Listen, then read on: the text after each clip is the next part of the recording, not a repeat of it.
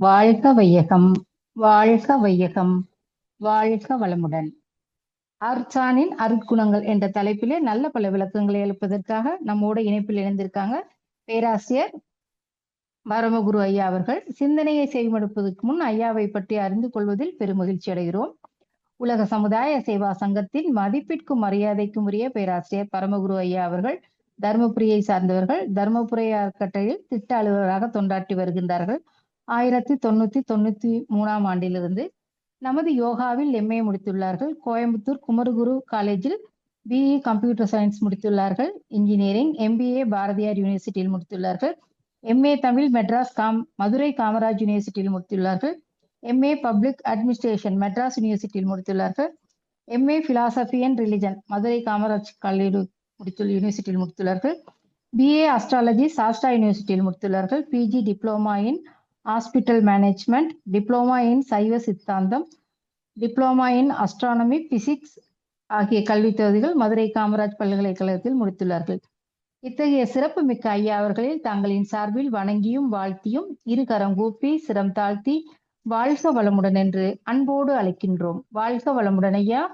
வாழ்க வையகம், வாழ்க வையகம், வாழ்க வளமுடன். குரு வாழ்க, குருவே துணை. திருவடியும் தண்டையும் சிலம்பும் சிலம்போடுருவப் பொருவடிவேலும் கடம்பும் தடம்புயம் ஆறிரண்டும் மறுவடிவான வதனங்களாரும் மலர்கண்களும் குருவடிவாய் வந்து என் உள்ளங்குளிர குதிகொண்டவே. அன்பர்கள் அனைவரின் உயிருக்கு உயிராய் விளங்கும் இறைநிலையை வணங்கி ஆசானின் அருட்குணங்கள் என்ற பொருளிலே சிறிது நேரம் சிந்தித்து மருள் நிறையிலிருந்து அருள் நிறைக்கு மனதை உயர்த்த முயல்வோமாக.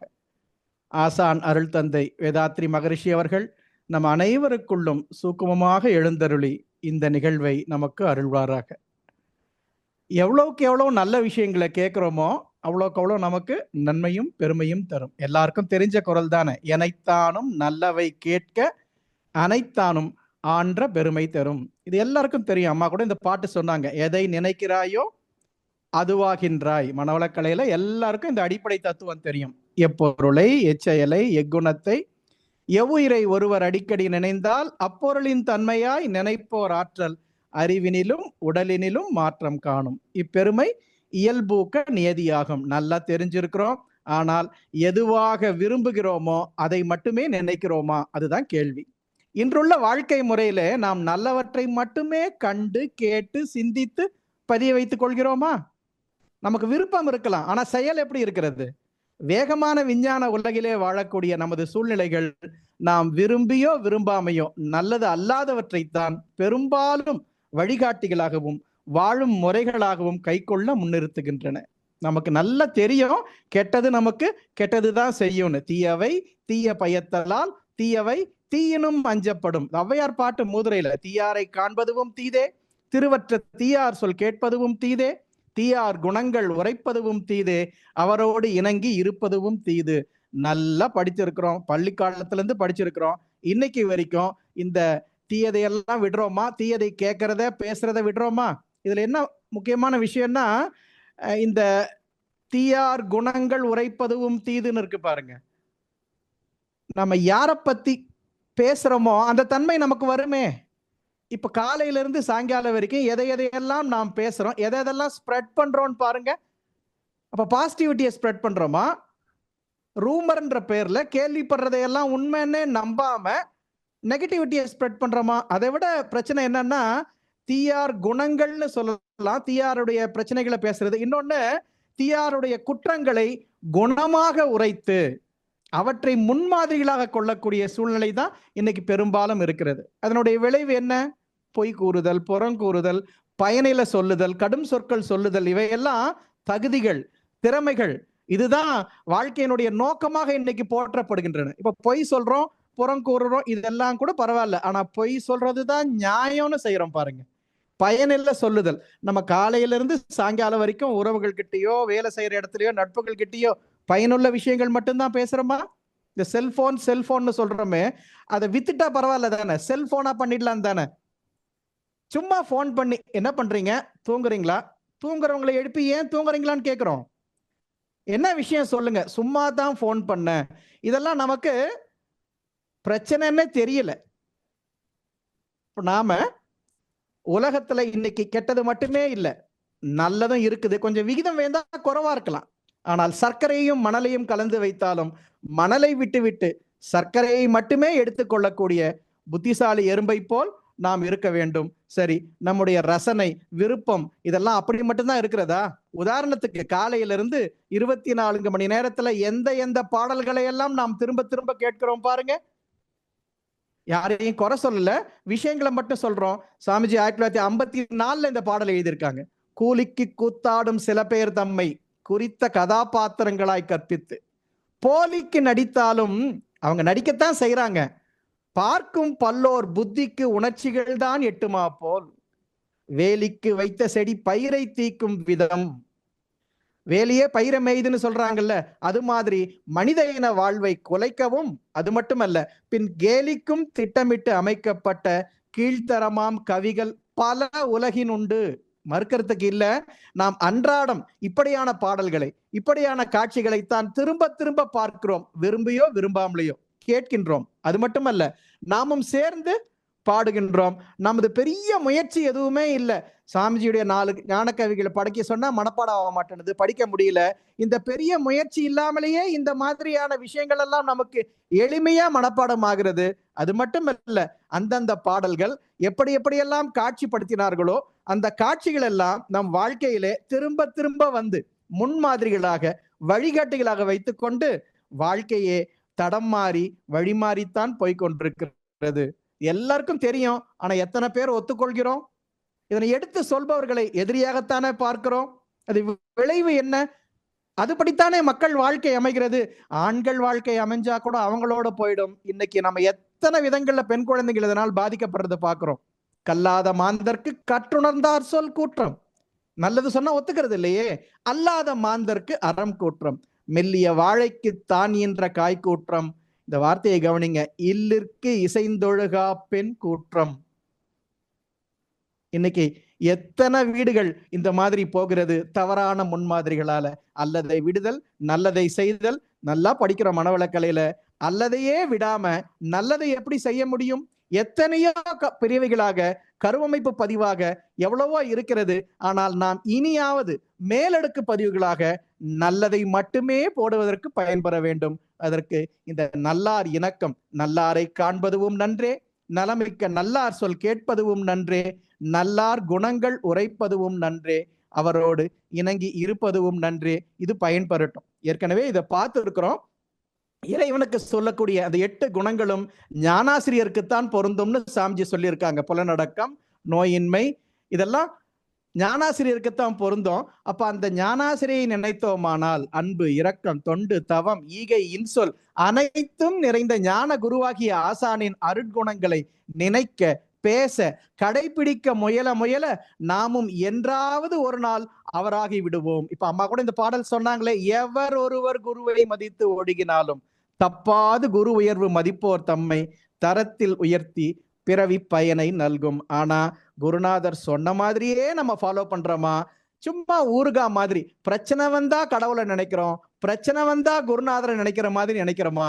சாமிஜி சொல்லுவாங்க, நீங்க எப்ப நினைச்சாலும் நான் வருவேனோ இல்லையோ, நான் வரும்போது வெறுங்கையை வீசிக்கிட்டா வருவேன், நான் கண்டுபிடிச்சதெல்லாம் எடுத்துக்கிட்டு தானே வருவேன்னு. அப்போ நாம் தெளிவை பெற்று மேம்பட வேண்டுமானால் இறையே குருவாக வந்த இந்த ஞானாசிரியை நினைக்க வேண்டும். இப்ப பாருங்க, அந்த இயற்கையோடு இணைந்தாற்றக்கூடிய அறிவு, இறைநிலை உணர்ந்த விழிப்பு, புலனடக்கம், நோயின்மை, பற்றற்ற தன்மை, பேரின்பம், அன்பு, பல்கலை அறைந்தோன், இதெல்லாம் 2 மார்க் கேள்விக்கு எழுதுற ஏட்டில் உள்ள குணங்களின் பெயர் என்று நாம் மயங்கி விடக்கூடாது. ஏன்னா நமக்கு நம்மளால எதெல்லாம் புரியலையோ, எதெல்லாம் கடைபிடிக்க முடியலையோ அதெல்லாம் முடியாதுன்னு சொல்லிடுறோம், இல்லைன்னு சொல்லிடுறோம். அப்படி இல்லை, இது பிராக்டிகலி பாசிபிள்னு சொல்லித்தான் இறைநிலையை குருவடிவாய் வந்து மனித உரு தாங்கி இந்த அருட்குணங்களுடன் வாழ்ந்து காட்டி நாமும் அப்படி ஆக முடியும் என்று நம்பிக்கை ஊட்டுகிறது. இப்ப நாம இந்த குருநாதருடைய மேம்பட்ட குணங்களை நினைப்போம். அது கூட நம்ம எங்க இருக்கிறோம், என்னவாக போகிறோம், எவ்வளவு கேப் இருக்கு, இது எப்படி ஃபில் பண்ணலான்றத பத்தி சிந்திக்கலாம். சாமிஜி இந்த இறை உணர்வு பத்தி சொல்றாங்க பாருங்க. இறைநிலை எப்படி உணர்ந்தாங்க? எல்லாருக்கும் தெரியும். கரைந்து போம் தன்முனைப்பு, காணும் தெய்வம். இப்ப நமக்கு தெய்வத்தை காண முடியலன்னா நம்ம இந்த முனைப்பு ஈகோவை போக்குறதுக்கு ட்ரை பண்ணிக்கிட்டு இருக்கோம். ஈகோன்றது ட்ரை பண்ணி வர வேண்டியதில்லை, எஃபர்ட் போட்டு ஈகோவை போக்க வேண்டியதில்லை. எஃபர்ட் போட்டா ஈகோ தான் வரும். தியானம் என்பது ட்ரை பண்ண வேண்டியதில்லை, இயல்பாக அமைந்தது. ஈகோலெஸ் அப்படின்றது தான், செல்ஃப்லெஸ் தான் ஈகோ. உன் உடலின் உணர்ச்சிகளால் சலிப்படைந்து உட்பொருளாம் உனை நினைந்தேன். உள்ளுணர்வால் நான் செய்ததெல்லாம் தன்முனைப்பு ஒழிந்து இறைவா உன் பெருமை உணர்ந்து. நமது சிறுமையை நினைக்கலாம், இறைவனுடைய பெருமையை நினைக்கலாம். உடல் தொடர்பாம் ஆன்மாவை உனக்கே அர்ப்பணித்து விட்டேன். சரணாகதி. அன்று முதல் எனக்குள்ளே நீ நிறைந்தாய். இதான சாமி சொல்றாங்க. உன்னுள்ளே நான் அடங்க, என்னுள்ளே நீ விளங்க, மேன்மையுள்ள பேரின்ப ஊற்றாம் உன்னில் மிதக்கின்றேன், காப்பாய் இந்நிலை மாறாமல். இறை உணர்வு பெற்றாச்சு, அப்ப என்றைக்கும் அது மறவாத விழிப்பு நிலை வேண்டும்னு சொல்றாங்க. அதுக்கு அவங்களே ஸ்டேட்மெண்ட் கொடுக்குறாங்க. ஒரு பாத்திரம் நிறைஞ்சா நிறைம்பு வழிவது போல பிறருக்கு இறை உணர்வு பெற்றுவிட்டால் அதை இல்லாதவர்களுக்கும் உணராதவர்களுக்கும் சொல்ல வேண்டும் என்ற அன்பு இயல்பாக வரும். அதான் தொண்டு. உன்னில் நான் லயமாகி விழிப்பில் உந்தன் உறவினிலே பேரின்பம் காணுகின்றேன். வேற எந்த இன்பமா இருந்தாலும் அது எல்லைக்குட்பட்ட இன்பம் தான். இந்த எல்லை இல்லாத இறைநிலையோடு இணையும் போதுதான் பேரின்பம் காணுகின்றேன். அன்னம் உண்பதை குறைத்து அறிவாய் வாழும் ஆன்மீக பயிற்சியினை போற்றுகின்றேன். அவங்க தான் மகான்கள் எல்லாத்தையும் உணர்ந்துட்டாங்களே, அப்புறம் ஏன் திரும்ப பயிற்சி பண்றாங்க, தவம் பண்றாங்க? நமக்காக வாழ்ந்து காட்டுறாங்க. எல்லாம் அடைஞ்சிட்டோம் அப்படின்னு இருக்க வேண்டியதில்லை. சாமிஜி சொல்லுவாங்க, நான் இப்ப கூட பயிற்சி பண்ணிட்டு தான் வந்திருக்கேன். கிளாஸ் எடுக்கும் போது சொல்லுவாங்க, இப்ப நாம 2 நாளைக்கு மன்றத்துக்கு போனாவே தலைக்கு மேல ஏதோ முளைச்ச மாதிரி, நமக்கு நாமளே அதை கண்டுபிடிச்ச மாதிரி நடக்கிறோம். அதுக்கு பேர் தான் முனைப்பு. என்னுள்ளே அகத்ததுவாய் இயங்குகின்ற ஏற்றமிகும் பேரறிவு. நான் செய்யறேன்னு சொல்லல, அகத்ததுவாய் இயங்குகின்ற ஏற்றமிகும் பேரறிவு அவ்வப்போது மின்னலுது போல காட்டும் வழி மதித்து மிகச்சிறந்த தொண்டேற்று நிறைவாய் உள்ளேன். இந்த தொண்டு செஞ்சா நிறைவா இருக்குன்னு சொல்றாங்க தானே. இப்ப நமக்கு அந்த நிறைவு இருக்குதா? இப்ப பக்தி வேற, உடனே ஞானம் வேற, இப்படி எல்லாம் நம்ம விதண்டாவாதம் பேச ஆரம்பிச்சிடுறோம். நாம நம்ம வினைப்பதிவுக்கு ஏற்றபடி இந்த குருமார்களால் ஆட்கொள்ளப்பட்டிருக்கிறோம். அவரவர்களுக்கு அவரவர் பதிவுக்கு ஏற்ப குருமார்கள். எந்த வழியையும் கூடுதல் குறைச்சல்னு சொல்லக்கூடாது. அறிவதனை பக்தி நெறியில் இணைத்து ஆழ்ந்து ஒடுங்கி ஒழுக்கத்தால் உயர்ந்த போது. இப்ப பக்தி நெறியில என்ன நமக்கு வரணும்? ஒழுக்கத்தால் உயர வேண்டும். கோயிலுக்கு போறதோ வழிபாடுகள் செய்யறதோ நமது கடமையே தவிர அது பெருமை அல்ல. அறிவாலே மெய்ப்பொருளை உணர வந்த ஆர்வத்தோடு அறிவறிய காயே கனியாக மாறுவது போல இந்த பக்தியே ஞானமாக மாறுகிறது. அறிவாலே மெய்ப்பொருளை உணரவென்ற ஆர்வத்தோடு அறிவறிய வேட்பும் ஓங்க. நம்ம சும்மா தியரி ஆஃப் கன்வீனியன்ஸ் மாதிரி நம்ம இஷ்டத்துக்கு பயிற்சிகளை செய்யறோம். அப்போ அந்த அளவுக்கு தான் பலன் வரும். அறிவதனை அகத்தவத்தில் நிலைக்க செய்தேன். அப்படி நாம செய்யற பயிற்சிகளுக்கே நாம முதல்ல வந்ததுக்கும் இப்பக்கும் இவ்வளவு மேம்பாடு இருக்கு. இன்னும் குருமார்கள் சொல்வதை அந்த மாதிரியே ஃபாலோ பண்ணா எப்படி இருக்கும் பாருங்க. ஆதிநிலை மெய்ப்பொருளாய் அதன் இயக்கம் அறிவாக சிவம் சக்தியாக உணர்ந்து விட்டேன். உணர்ந்த பிறகு என்ன பண்ணாங்க? அப்பேரின்ப அனுபவத்தை யான் பெற்ற இன்பம் பெருக இவ்வையகம் என்று உலகோர்க்கு தூண்டுகின்றேன். அப்போ புலன்கள் எல்லாம் இயங்காத போயிடுமா? நம்ம விரக்தியில எல்லாத்தையும் விட்டுட்டு காட்டு. அந்த காலத்துல சில பேர் அப்படி இருந்தாங்க. சாமிஜி சொல்றாங்க, தேவையே இல்லை, துறவரம் என்பது விட்டுட்டு போறதில்லை, இல்லறம் அல்லது நல்லறம் அன்று. எல்லா புலன்களையும் இயக்கலாம், ஆனால் புலன் மயக்கம் கடக்க வேண்டும். அதான் புலனடக்கம். அறிவை புலன்களில் அதிக நாள் பழக்கினேன். அதன் பலன் உணர்ச்சிகள் அறிவை வென்றன. சாமி சொல்றாங்கல்ல, அறிவை உணர்ச்சி வெல்லுவது இயல்பு, ஆனால் அறிவால் உணர்ச்சியை வெல்லுவது தான் உயர்வு. அதுக்கு என்ன வழி? அறிவை அறிவால் ஆராய பழகினேன். அதான யோகம். பேரறிவை சிற்றறிவால் ஆராய பழகினேன். அந்த நிலையினும் புலன்களை இயக்கினேன். நம்ம எதுவுமே இயங்காம அப்படியே உட்கார்ந்திருந்தோம்னா ஜடம், பயனற்றது. எல்லாமே செய்யணும். ஆனா அறிவு அகண்டாகாரத்தில் நிலை பெற அதிக விழிப்பும் வழக்கமும் பெற்றது. அதிக விழிப்பு பெற்றது. அந்த நிலையில் என்ன ஆகுது? அறிவு புலன்களை அறிந்தது, வென்றது. எதை வெல்ல வேண்டுமோ அதை அறிய வேண்டும். அங்கு வாருங்கள் அமைதி விரும்புவோர். இதெல்லாம் நம்ம பிராக்டிகாலிட்டி இல்லாம சொல்லல. மோஸ்ட் பிராக்டிக்கல் மாஸ்டர் நம்ம குருநாதர். ஏன்னா ஈசனே தானாக உணர்ந்த போதும் எழும் பசியை உணவால் தான் போக்க முடியும். சாப்பிடாம இருக்கலாமா? தேவையில்லை. நமது தேவைக்கேற்ப 5 அளவு முறை காத்து வாழ்ந்தால் போதும். சாமிஜி அப்படி வாழ்ந்தவங்க. ஆனா எல்லாருக்கும் அப்படி இருப்பாங்களா? ஈசனே தானாக உணரா மக்கள், அவங்கள மக்கள்னு சொல்லலாம். ஈசனே தானாக உணரா மக்கள் இயல்பறிந்து ஒத்துதவி சிறப்பாய் வாழ்வோம். நாம் யார் கூட பழகுறோம், அவங்களுடைய தன்மை என்ன, யாருக்கு எடுத்து சொல்றோம், அவர்களுக்கு ஏற்ற மாதிரி நாம வாழணுமே தவிர நம்ம இஷ்டத்துக்கு யாருமே மாற மாட்டாங்க. இப்ப எல்லாம் சொன்னதை சாமி சுருக்கி சொல்றாங்க பாருங்க. தெய்வநிலை உண்மை பொருள், தோற்றமெல்லாம் அதன் நிகழ்ச்சி. நமக்கு வேண்டியவங்க வேண்டாதவங்க எல்லாமே அதன் நிகழ்ச்சி தான். இந்த மெய் உணர்ந்தோர் பேரறிஞர், மிகச்சிறந்த செயல் தொண்டு. இந்த தொண்டுன்றது எவ்வளவு பெரிய விஷயம். தொண்டலால் பூஜை இல்லைன்னு சொல்லுவாங்க. நாங்க கல்லூரியில படிக்கும்போது எங்க சார் எங்க ஒரு 8 பேர் இருந்த ரூம்ல அதை வச்சு ஒரு தொண்டு அமைப்பா உருவாக்க சொன்னாங்க. 4 பேர் காசு கொடுப்போம், மீதி 4 பேரை படிக்க வைக்கிற மாதிரி. அதுக்கு ஸ்கை சேரிட்டிஸ்னு பேர். இன்ஸ்பிரேஷன் எங்களுக்கு எங்க சார் தான். அப்ப அதுக்கு கேப்ஷன் சொன்னாங்க, தொண்டே தொழுகை, சர்வீஸ் இஸ் வர்ஷிப். ஒன்னா தொண்டு செய்யணும், இல்லைன்னா தொண்டு வாங்கணும். யார்கிட்டையும் எந்த சர்வீஸும் ஏற்காம இருக்க முடியுமா? இல்ல யாருக்காவது சர்வீஸ் செய்யாத இருக்க முடியுமா? இந்த உலகத்துல என்றைக்கும் என்னதுங்க, தொண்டுன்றது தான் நிரந்தரம். நம்ம சங்கத்துக்கு என்ன பேருங்க? உலக சமுதாய சேவா சங்கம். இந்த தொண்டு தான் நமது நோக்கமா இருக்கணும். ஆனா நம்ம சொல்றோம், தொண்டு செய்தால் கொண்டு வந்த வினை போகும். அப்ப நம்ம இது வரைக்கும் செய்யறதா நினைச்சிட்டு இருக்கோமே தொண்டு, நம்ம வினையெல்லாம் போகுதா? என்ன நோக்கத்தோடு தொண்டு செய்கின்றோமோ அதை பொறுத்துத்தான் வினை சேருமா தீருமா என்பது. தன்முனைப்போடு தொண்டு செய்தோமானால் நாம் இந்த உலகில் இருக்கிற எத்தனையோ தேவையில்லாத தீய சக்திகளுக்குத்தான் அந்த ஆற்றல் போய் சேரும். அதெல்லாம் என்ன பண்ணுமா, நாம இப்போ அருட்பெயர் ஆற்றல்னு சொல்றோம் இல்லைங்களா? அப்ப அந்த தீய நோக்கத்தோட உள்ள ஆற்றல்கள் எல்லாம் இந்த நம்ம என்ன வச்சிருக்கோமோ அந்த ஃப்ரீக்வன்சி தானே அட்ராக்ட் பண்றோம். இவன் நம்மளோட ஏஜென்ட் அப்படின்னு சொல்லி அவர்களுடைய நோக்கங்களை எல்லாம், அந்த கருமயங்கள் எல்லாம் நமக்குள் அந்த நோக்கத்தை நிறைவேறி நமது தன்முனைப்பை ஏற்றிக்கொண்டே இருக்கும். முக்கியமான விஷயம், நாம் தப்பான பாதையில தான் போறோம், தன்முனைப்போட இருக்கிறோம்னு தெரியாமையே அதிகமாக தொண்டு செய்யறோன்ற பேர்ல வம்பு தான் செய்வோம். அதான் சாமி சொன்னாங்க, தொண்டாற்றம் முனைந்து நில்லுங்கள், முனைப்பின்றி தொண்டாற்றுங்கள். சாமி இந்த தொண்டு பண்ணி எவ்வளவு மன நிகழ்ச்சி மகிழ்ச்சி நிறைவு அடைகிறாங்க பாருங்க. வாழ்வினிலே வளம் கால வினை உயிர் மெய் வகையறிய பகல் இரவாய் எண்ணி எண்ணி. நாம ஒரு 1/2 மணி நேரம் மன்றத்துக்கு போறோம், 2 மணி நேரம் போறோம், 1/2 மணி நேரம் தவம் பண்றதா கண்ணை முடிக்கிறோம். நான் குறையா சொல்லல, நம்மைத்தான் நாம் அகைத்தாய்வு செய்து கொள்ள வேண்டும். நாம எங்க இருக்கிறோம், நம்மளுடைய சிறுமை என்ன, இன்னும் போய் சேர வேண்டிய இடம் என்ன. பகல் இரவாய் எண்ணி எண்ணி ஆழ்ந்து ஆய்ந்து சிந்தித்தேன். நாமளும் சிந்திக்கிறோம், ஆனா அது இன்ட்யூஷன் வருதா இல்ல இல்லூஷன்ல போதான்றது குருமார்களோட ஒத்து பார்த்து தான் நம்ம முடிவு செய்துக்கணும். அறிவின் போக்கு அகன்று ஆழ்ந்து அதன் மூலம் முடிவுமான பால்நிலையை எய்தியது. பரம் ஆட்கொள்ள பல பலவாம் வினாக்கள் எல்லாம் விடையாயிற்று. எப்படி உணர்ந்தாங்க? ஊழ் உணர்ந்தேன், உயிர் உணர்ந்தேன், வினை உணர்ந்தேன். இது எல்லாம் உணர்ந்து நிறைந்த நிலையிலே உயர் தொண்டில் மனநிறைவும் மகிழ்வும் கண்டேன்.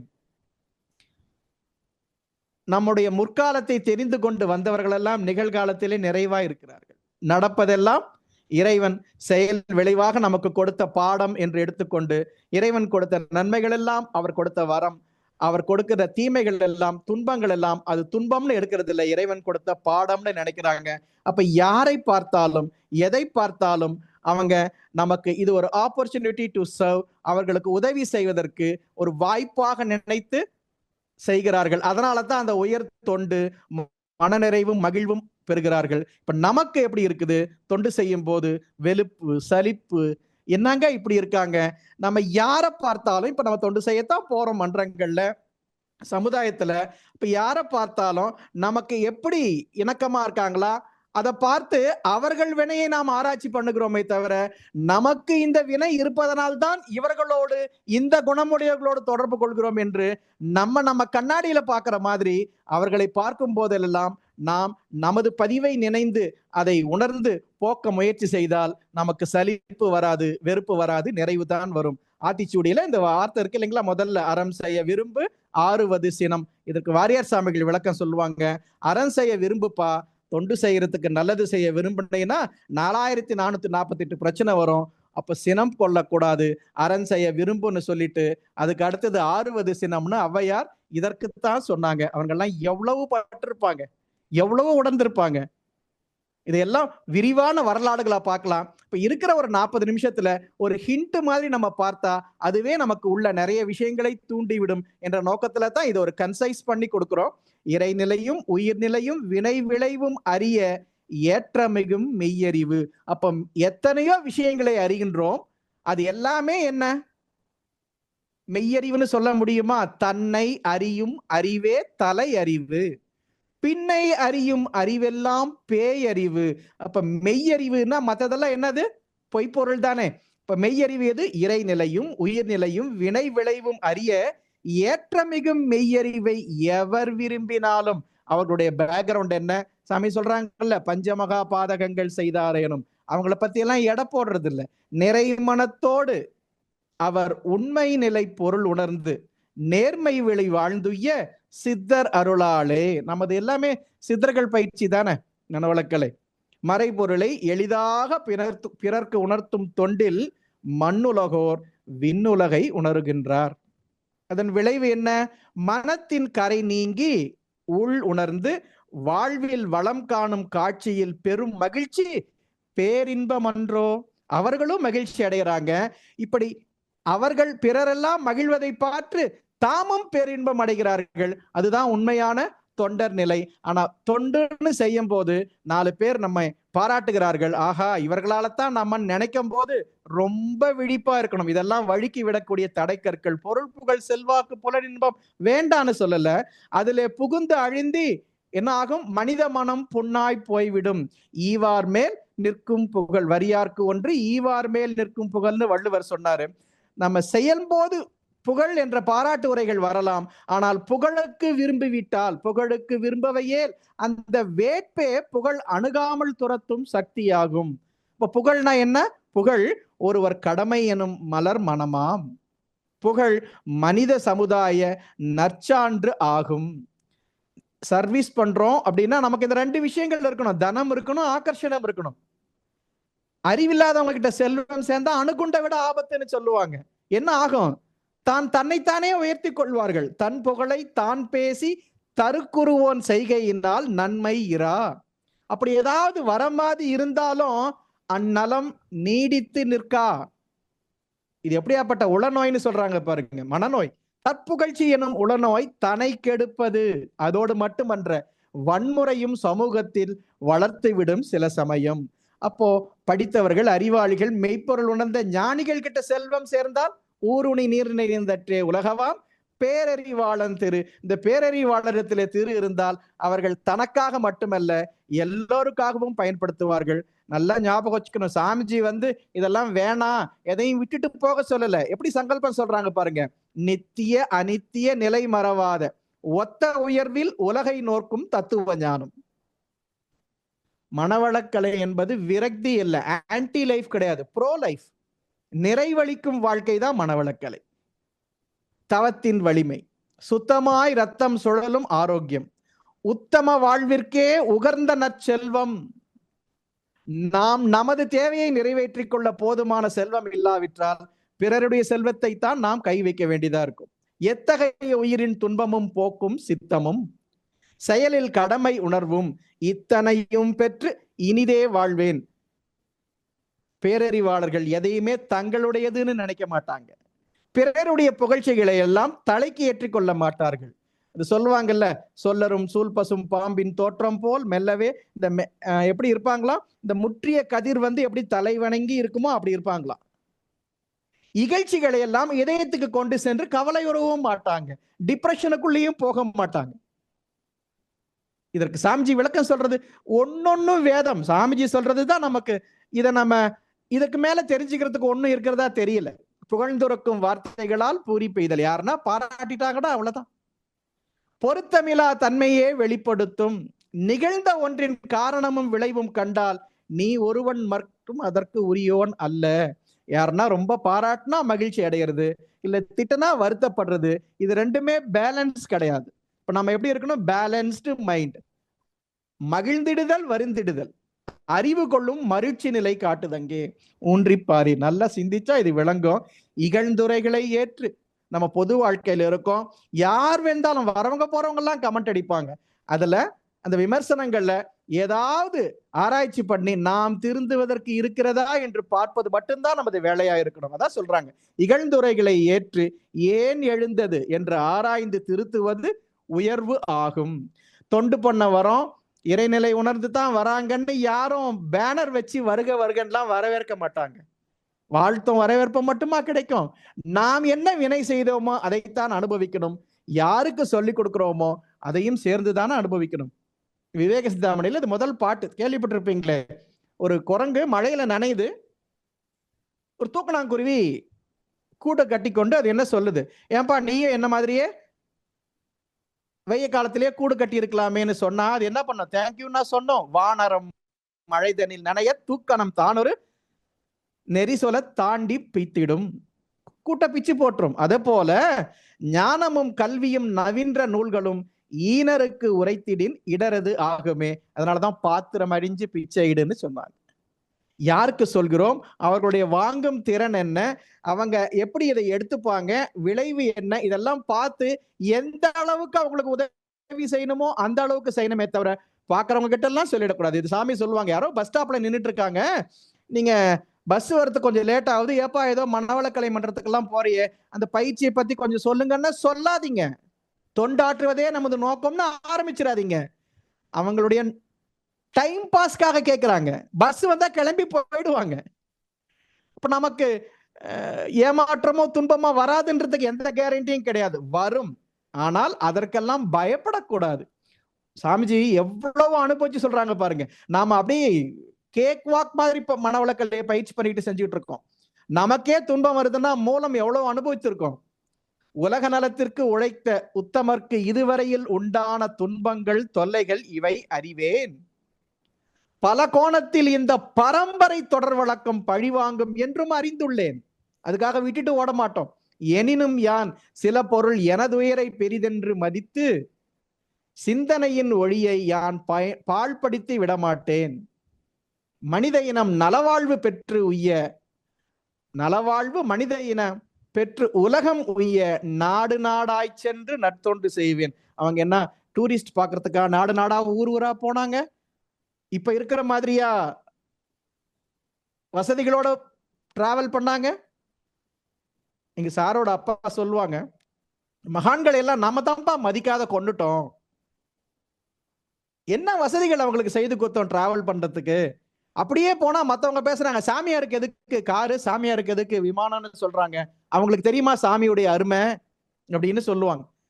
அப்போ இப்படியான அச்சப்படும் சூழ்நிலைகளை கண்டெல்லாம் தூயவர்கள் பின்வாங்கி விடுவார்களா? இல்ல. இடும்பைக்கு இடும்பை படாதவர், துன்பத்திற்கு துன்பம் படாதவர்கள் இடும்பைக்கு இடும்பை படுப்பர். அவங்க எப்படி இருப்பாங்க? எதை கண்டும் அஞ்ச மாட்டாங்க. ஏன்னா அவங்க இறைநிலை உணர்ந்தவர்களுக்கு ஏது அச்சம்? அவங்க தான் எல்லாருக்கும் ஆசை இல்லாம வாழ முடியுமா? இல்ல வாழ்றது அது சூசைடல் மென்டாலிட்டி.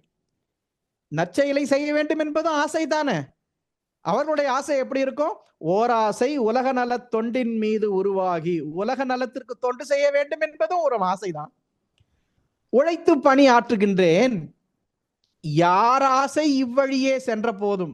எப்படி உலக நல தொண்டுன்னு நினைச்சா அது எங்க கொண்டு போய் தான் விடும்? இறைப்பணிக்கே ஆளாக்கும் அன்றி வேறோ. மக்கள் தொண்டே மகேசன் தொண்டு. பேராசை எனக்கு இருப்பதாக காட்டி பெரும் பழியை சுமத்துகின்றார் கொடுமை அந்தோ. இதெல்லாம் ரெக்கார்ட் பண்ணியிருக்காங்க. சாமிஜியை பார்த்து சொல்றாங்களாம், பேராசை இருப்பதாக பெரும்பழியை சுமத்துகின்றார் கொடுமை எந்தோ. இறைநிலையே தானாக வந்த அந்த சாஃப்ட் மைண்ட், அப்படிப்பட்ட இரக்க சிந்தனை உடையவர்களை பார்த்து எப்படி கொடுஞ்சொற்கள் சொல்லியிருக்காங்க. அவர் என்ன சொல்றாரு? நேராசையோடு தொண்டு செய்தோர்க்கெல்லாம் நில உலகு அளிக்கின்ற பரிசு ஈதே. ஏன்னா அவங்க மனம் என்ன விரிவடையல. அப்படி துன்பமே கொடுத்தாலும் சாமிஜி அதை எப்படி எடுத்துக்கிறாங்க? விரிந்த மனச்செயல் எப்படி இருக்கணும்னு வாழ்ந்து காட்டுறாங்க. எப்படிப்பட்ட மேன்மையான குணம்! விரிவடையா உள்ளத்தால் நமது தொண்டின் வித்து வளர்ச்சி உயர்வு எல்லையாவும் தெரியாத அன்பர் பலர். ஒரு குழந்தைக்கு ட்ரெஸ் எடுக்கும்போது அப்ப கரெக்டா ஃபிட் ஆகுற மாதிரி எடுக்க மாட்டாங்க. அது வளர்ற குழந்தைன்னு சொல்லி கொஞ்சம் பெருசா எடுப்பாங்க. கொஞ்சம் அறிவில்லாதவங்க என்ன சொல்லுவாங்க, இவ்வளவு லூசா எடுத்திருக்காங்களேன்னு. அது வளரும் போது சரியா இருக்கும். ஆசான் அன்னைக்கு சொன்னதெல்லாம் இன்னைக்கும் நமக்கு பொருந்துதே, அது என்றைக்கும் பொருந்தக்கூடியது. நமது அறிவு விரிவடையாத காரணத்தினால் இதெல்லாம் பிராக்டிகாலிட்டி இல்ல, இதெல்லாம் 60க்கு மேல 70க்கு மேல போக வேண்டியதுன்னு சொல்றோம். சாகர காலத்துல சங்கரா சங்கரான்னா வந்துருமா? தெரியாத அன்பர் பலர் தங்கள் போக்கில் திரித்து பல சுடு சொற்களால் வருத்தினாலும், திருப்பி சண்டை போட சொல்லல, ஆர்கியூ பண்ண சொல்லல, பரிவோடு அவர் திருந்த வாழ்த்து சொல்வோம். எப்போ? பரநிலையில் நம் மனதை இணைத்துக் கொண்டு பரிவோடு அவர் திருந்த வாழ்த்து சொல்வோம். நமது செயல் சரியில்லை என்று உண்டெனில் சமப்படுத்தி நலம் காண்போம் சலிப்பு இன்றி. என்னடா நல்லதுதான் செய்யணும்னு நினைக்கிறோம், நம்மளை இப்படி சொல்றாங்களேன்னா நாம் திருந்துவதற்கு, நம் தகைமை பொறுமைகளை சோதிப்பதற்கு எத்தனையோ வாய்ப்பு. என எல்லாமே இறைநிலை தானே. இத சாக்ரட்டிஸ் காலத்துல உதாரணமா எடுத்து சாமி சொல்றாங்க பாருங்க. தெளிந்த அறிவுடையோர் துன்பம் கண்டு அஞ்சார், பெயக்கண்டும் நஞ்சுண்டு அமைவர், திருக்குறள் என்றார் பெருந்தகையால் வள்ளுவனார். இது சாக்ரட்டிஸின் வாழ்வை எடுத்து சொன்னார்னு சாமிஜி இதை ஸ்டேட் பண்றாங்க. சாக்ரட்டிஸின் பயப்பத்து வாழ்த்துதல் போல் அவ்வள்ளுவரின் வழி நின்று தொண்டு செய்து என் வாழ்வை மக்கள் உயர்வுக்கே அர்ப்பணித்து தொண்டாற்றி. எப்பயுமே கொஞ்சம் டூப்ளிகேட் எல்லாம் கொஞ்சம் நல்லா இருக்கும். இந்த உண்மையான வைரம் ஒளி வீசுறதை விட இந்த போலி வைரங்கள் பாருங்க ஜிகி ஜிகி ஜிகின்னு இருக்கும். அப்ப உண்மை மகான்கள் எப்பயுமே மேக்கப் இல்லாத நெஜம், அதை எத்தனை பேர் உணர்வாங்கன்னா அறிந்தவர் அறிவாராக. அப்படி உறுதி கொண்டு உழைக்கும் என்னை நச்சு பேச்சால் துயர் தந்து உளமகிழும் அன்பர்க்கு. வக்கர பிடிச்சவங்க, உளநோய், பிறரை தூற்றுவதனாலேயே நாம் பெருமையாக நினைக்கின்ற மனிதர்கள் இன்றைக்கு இல்ல அன்றைக்கே இருந்திருக்கிறார்கள் சாமிஜி காலத்துல. உறுதி கொண்டு உழைக்கும் என்னை நச்சு பேச்சால் துயர் தந்து உளமகிழும் அன்பர்கட்கும் துணை புரிய இறையருளை இறைஞ்சுகின்றேன். இன்னா செய்தார்க்கும் இனியவே செய்யாக்கால் என்ன பயத்ததோ சால்பு. இந்த வேத வாழ்க்கையெல்லாம் படிக்கிறதுக்கு இல்ல, வாழ்ந்து காட்டி இருக்கிறார்கள் நமது குருமார்கள். அவங்க என்ன சொல்றாங்க, எத்தனை பேர் அவங்கள உழவு பார்த்திருப்பாங்க. இந்த பாட்டு அவங்க பிசினஸ் பண்ணும் போது எழுதியது. எத்தனையோ செயல் முடிக்க இவ்வுலகில் வந்துள்ளேன், அத்தனையில் ஒன்றேதான் அரசாங்க வரி கொடுத்தல். அதை வேவு பார்க்க வராங்க. ஒத்தனை போல் திரிவார் உழவு பல சேகரிப்பார். இது பிசினஸ் பண்ற காலத்துல எழுதினது. அவங்க தத்துவ ஞானத்தை ஒரு குறிப்பிட்டு மறைபொருளாக இருந்த இந்த தத்துவங்களை எல்லாம் எல்லோருக்குமான பொதுமைப்படுத்தும் போது எத்தனை விஷயங்களை எத்தனை பேர் மூலமா அனுபவிச்சிருப்பாங்க.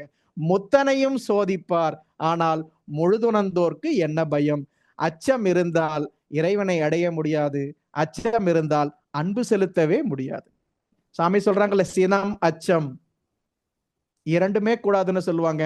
இதத்தான் அந்த காலத்திலேயே திருநாவுக்கரசர் பாடி இருக்கிறாங்க பாருங்க. நாம் ஆர்க்கும் குடியல்லோம், நமனை அஞ்சோம், நரகத்தில் இடர்படோம், நடலை இல்லோம், ஏமாப்போம், பிணியறியோம், பணிவோம் அல்லோம், இன்பமே என்னாலும் துன்பம் இல்லை. எதனால? தாமார்க்கும் குடியல்லா தன்மையான சங்கனரர் சங்கவென் குடையோர் காதில் கோமார்க்கே நாம் என்றும் மீளா ஆளாய் கொய்மலர்ச்சே வடியினையே குறுகினோமே. என்ன சொல்றாங்க? இறைவன் திருவடிகளை அடைக்கலமாக அடைந்தபடியால் நாம் யாருக்கும் அடிமையாவதில்லை, நரகத்தில் புகுந்து துன்பம் அடைவதில்லை, பொய்யும் புரட்டும் நமக்கு அணுகுவதில்லை. இருக்கிற மாதிரி சொல்லுவோம். ஏன் பொய் சொல்ல வேண்டியதா இருக்கு? நம்மளை ஏற்றுக்கொள்வார்களோ மாட்டார்களோ, பிறரை சாட்டிஸ்ஃபை பண்றதுக்காக சொல்லி இருக்கிறோம். நம்ம உண்மை நிலை உணர்ந்து விட்டால் பொய்யும் புரட்டும் இனி நம்மை அணுகுவதில்லை. என்றும் ஆனந்தமாக இருப்போம். நோய் என்பதையே அறியாது இருப்போம். உடலுக்கு மட்டுமல்ல, இருப்பதிலேயே பெரிய நோய் என்ன? பிறவி பிணி. அது எதனால வரும்? நோயெல்லாம் நோய் செய்தார் மேலவாம். தீவினை செய்வதுதானே பிறவியாக இருக்கிறது. அப்போ நோய் செய்யார் நோயின்மை வேண்டுபவர். அப்போ நோயின்மை வேண்டுபவர் நோய் செய்யார். ஏனென்றால் நோயெல்லாம் நோய் செய்தார் மேலவாம். அப்ப வேறு யாரையும் பணிந்து நிற்க மாட்டோம். ஏன்? இறைவனை, குருவை பணிந்தவர்கள், இறை அச்சம் உள்ளவர்கள் வேறு யாருக்குமே அஞ்ச வேண்டியதில்லை. அதனால் இன்பமே என்னாலும் துன்பம் என்பதை நாம் யாருக்குமே அடிய மாட்டோம்னு சொல்றாங்க. இதுல இந்த அன்புன்னு சொல்றாங்க. அன்புன்றது வேற, அடிமைப்படுத்துதல் வேற. உண்மையான அன்பு நம்ம என்ன நினைச்சிட்டு இருக்கோம்? இப்ப இப்ப நம்ம உறவுகள் கிட்ட, நட்பு எல்லாத்துக்கிட்டையும் நம்ம ரொம்ப அன்புன்னு வேற எதையோ வச்சுக்கிட்டு இருக்கோம். பொசஸ்ன்னு சொல்றாங்கல்ல. ஒரு சேரை நீங்க வச்சிருக்கலாம், ஒரு லேப்டாப்பை கையில வச்சிருக்கலாம், போனை பொசஸ் பண்ணலாம். உயிருள்ள பொருள்களை பொசஸ் பண்ண முடியாது. அது அடிமைத்தனம் தான். உண்மை அன்பு அடிமைப்படுத்தாது. இன்ஃபேக்ட் அன்பு என்பது ஃப்ரீடம். அன்பு என்றது ஸ்லேவரி கிடையாது. உண்மை அன்பு, நீங்க அடியார்கள் கூட பாருங்க, காரைக்கால் அம்மையார், எனக்கு நீ இந்த துன்பத்தை போக்கணையப்பா, அதனால உனக்கு அன்பு, இது கண்டிஷனல் லவ்னு பேர். நம்ம அன்புன்னு சொல்றதெல்லாம் உண்மையில அன்பு கிடையாது. எல்லைக்குட்பட்டு ஏதோ ஒரு காரணம் வைத்துக்கொண்டு என் கூடயே உட்கார்ந்துகிட்டு இருக்கணும், என் கூடயே போன் பேசிட்டு இருக்கணும், எப்ப போன் பண்ணாலும் எப்பதான் வேலை செய்யறது? இந்த அம்மா சொல்றாங்க பாருங்க, இடர் களையாரேனும் எமக்கு இறங்காரேனும் படரும் நெறி பணியாரேனும், நீ எதுவுமே செய்யலனாலும் சுடருருவில் என்பரா கோலத்து எரியாடும் அம்மனார்க்கு அன்பராது என் நெஞ்சு அவருக்கு. எப்படிப்பட்ட ஒரு அன்கண்டிஷனல் லவ். இப்ப நம்ம இந்த அன்பையும் பாசத்தையும் கன்ஃபியூஸ் பண்ணிக்கிறோம். உருவ நிலையில் கொண்ட தொடர்பால் உதிக்கும் இச்சையே பாசம். எல்லை கட்டியது. உளநிலை அறிந்து உயர்ந்த அறிவில் உதிக்கும் ஆர்வமே அன்பு. இந்த பாசம்னா வழுக்கி விட்டுரும். நம்ம பாசத்தை தான் அன்புன்னு நினைச்சுக்கிறோம். இதுல ரொம்ப முக்கியமான விஷயம் என்னன்னா, எல்லைக்குட்பட்டதுன்னு சொன்னேன் இல்லைங்களா? எல்லைக்குட்பட்டது எல்லாமே ஒரு காலத்துல மாறி போயிடும். காரணம் கொண்டு நாம் செலுத்துகிறதெல்லாம் எதிர்பார்ப்புடன் கூடியது. எதிர்பார்ப்பு யாரிடத்திலும் எந்த காரணத்திலும் எந்த அளவா இருந்தாலும் ஏமாற்றத்தையே கொடுக்கும். உண்மையான அன்பு நாம் வைத்திருக்கிறோம் என்றால் நாமும் நிறைவாக இருப்போம். யார் மீது அன்பு செய்துகிறோமோ அவருக்கும் நிறைவாகவே சப்போர்ட் பண்ணுவோம். நமக்குள்ள இருக்கிற உணர்வுகளை ரீசெக் பண்ண வேண்டும். பாசமும் அன்பும் அறிவு கட்டுண்டு செயல் விளைவிக்கும் விளைவு அறியாதது பாசம். அறிவின் அசையா உறுதியில் சுரக்கும் விளைவையும் அறியும் அன்பு. சாமிஜி மாதிரி யார் சொல்லியிருக்க முடியுங்க?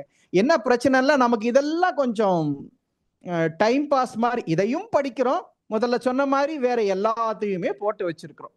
இறை உணர்வால் அறிவடைந்த முறைமை பெற்றால், இறை உணர்வால் அறிவு அடைந்த முறைமை பெற்றால் இயங்கும் பல் உயிரிடத்தும் மலரும் நட்பை மறையுணர்ந்தோல் அன்பு என்பர்.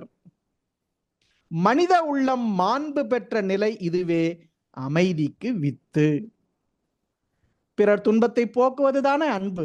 இந்த உண்மையான இறை உணர்வை பெற்று விட்டால் துன்பம் போக்கும் தூய நெறியே அன்பாம் அறமாம் அறிவின் உயர்வாம் அனைத்துலகுக்கும் அறிவின் விளக்காம் வினை தூய்மை பெற வித்தாம் உணர்வோம். இந்த இறைநிலை உணர்ந்து விட்டால் பிறருக்கு இன்னா செய்யாமை என்ற ஒழுக்கமும் பிறர் துன்பம் போக்கும் என்ற ஈகையும் இயல்பான கடமைகளாக மாறிவிடும். இதைத்தான் சாமிஜி அறநெறின்னு சொன்னாங்க. இந்த மகா குருநாதர் வாரியார் சாமிகளுடைய பேரன்பு ஒரு 2 நிகழ்வுகள் பார்க்கலாம்.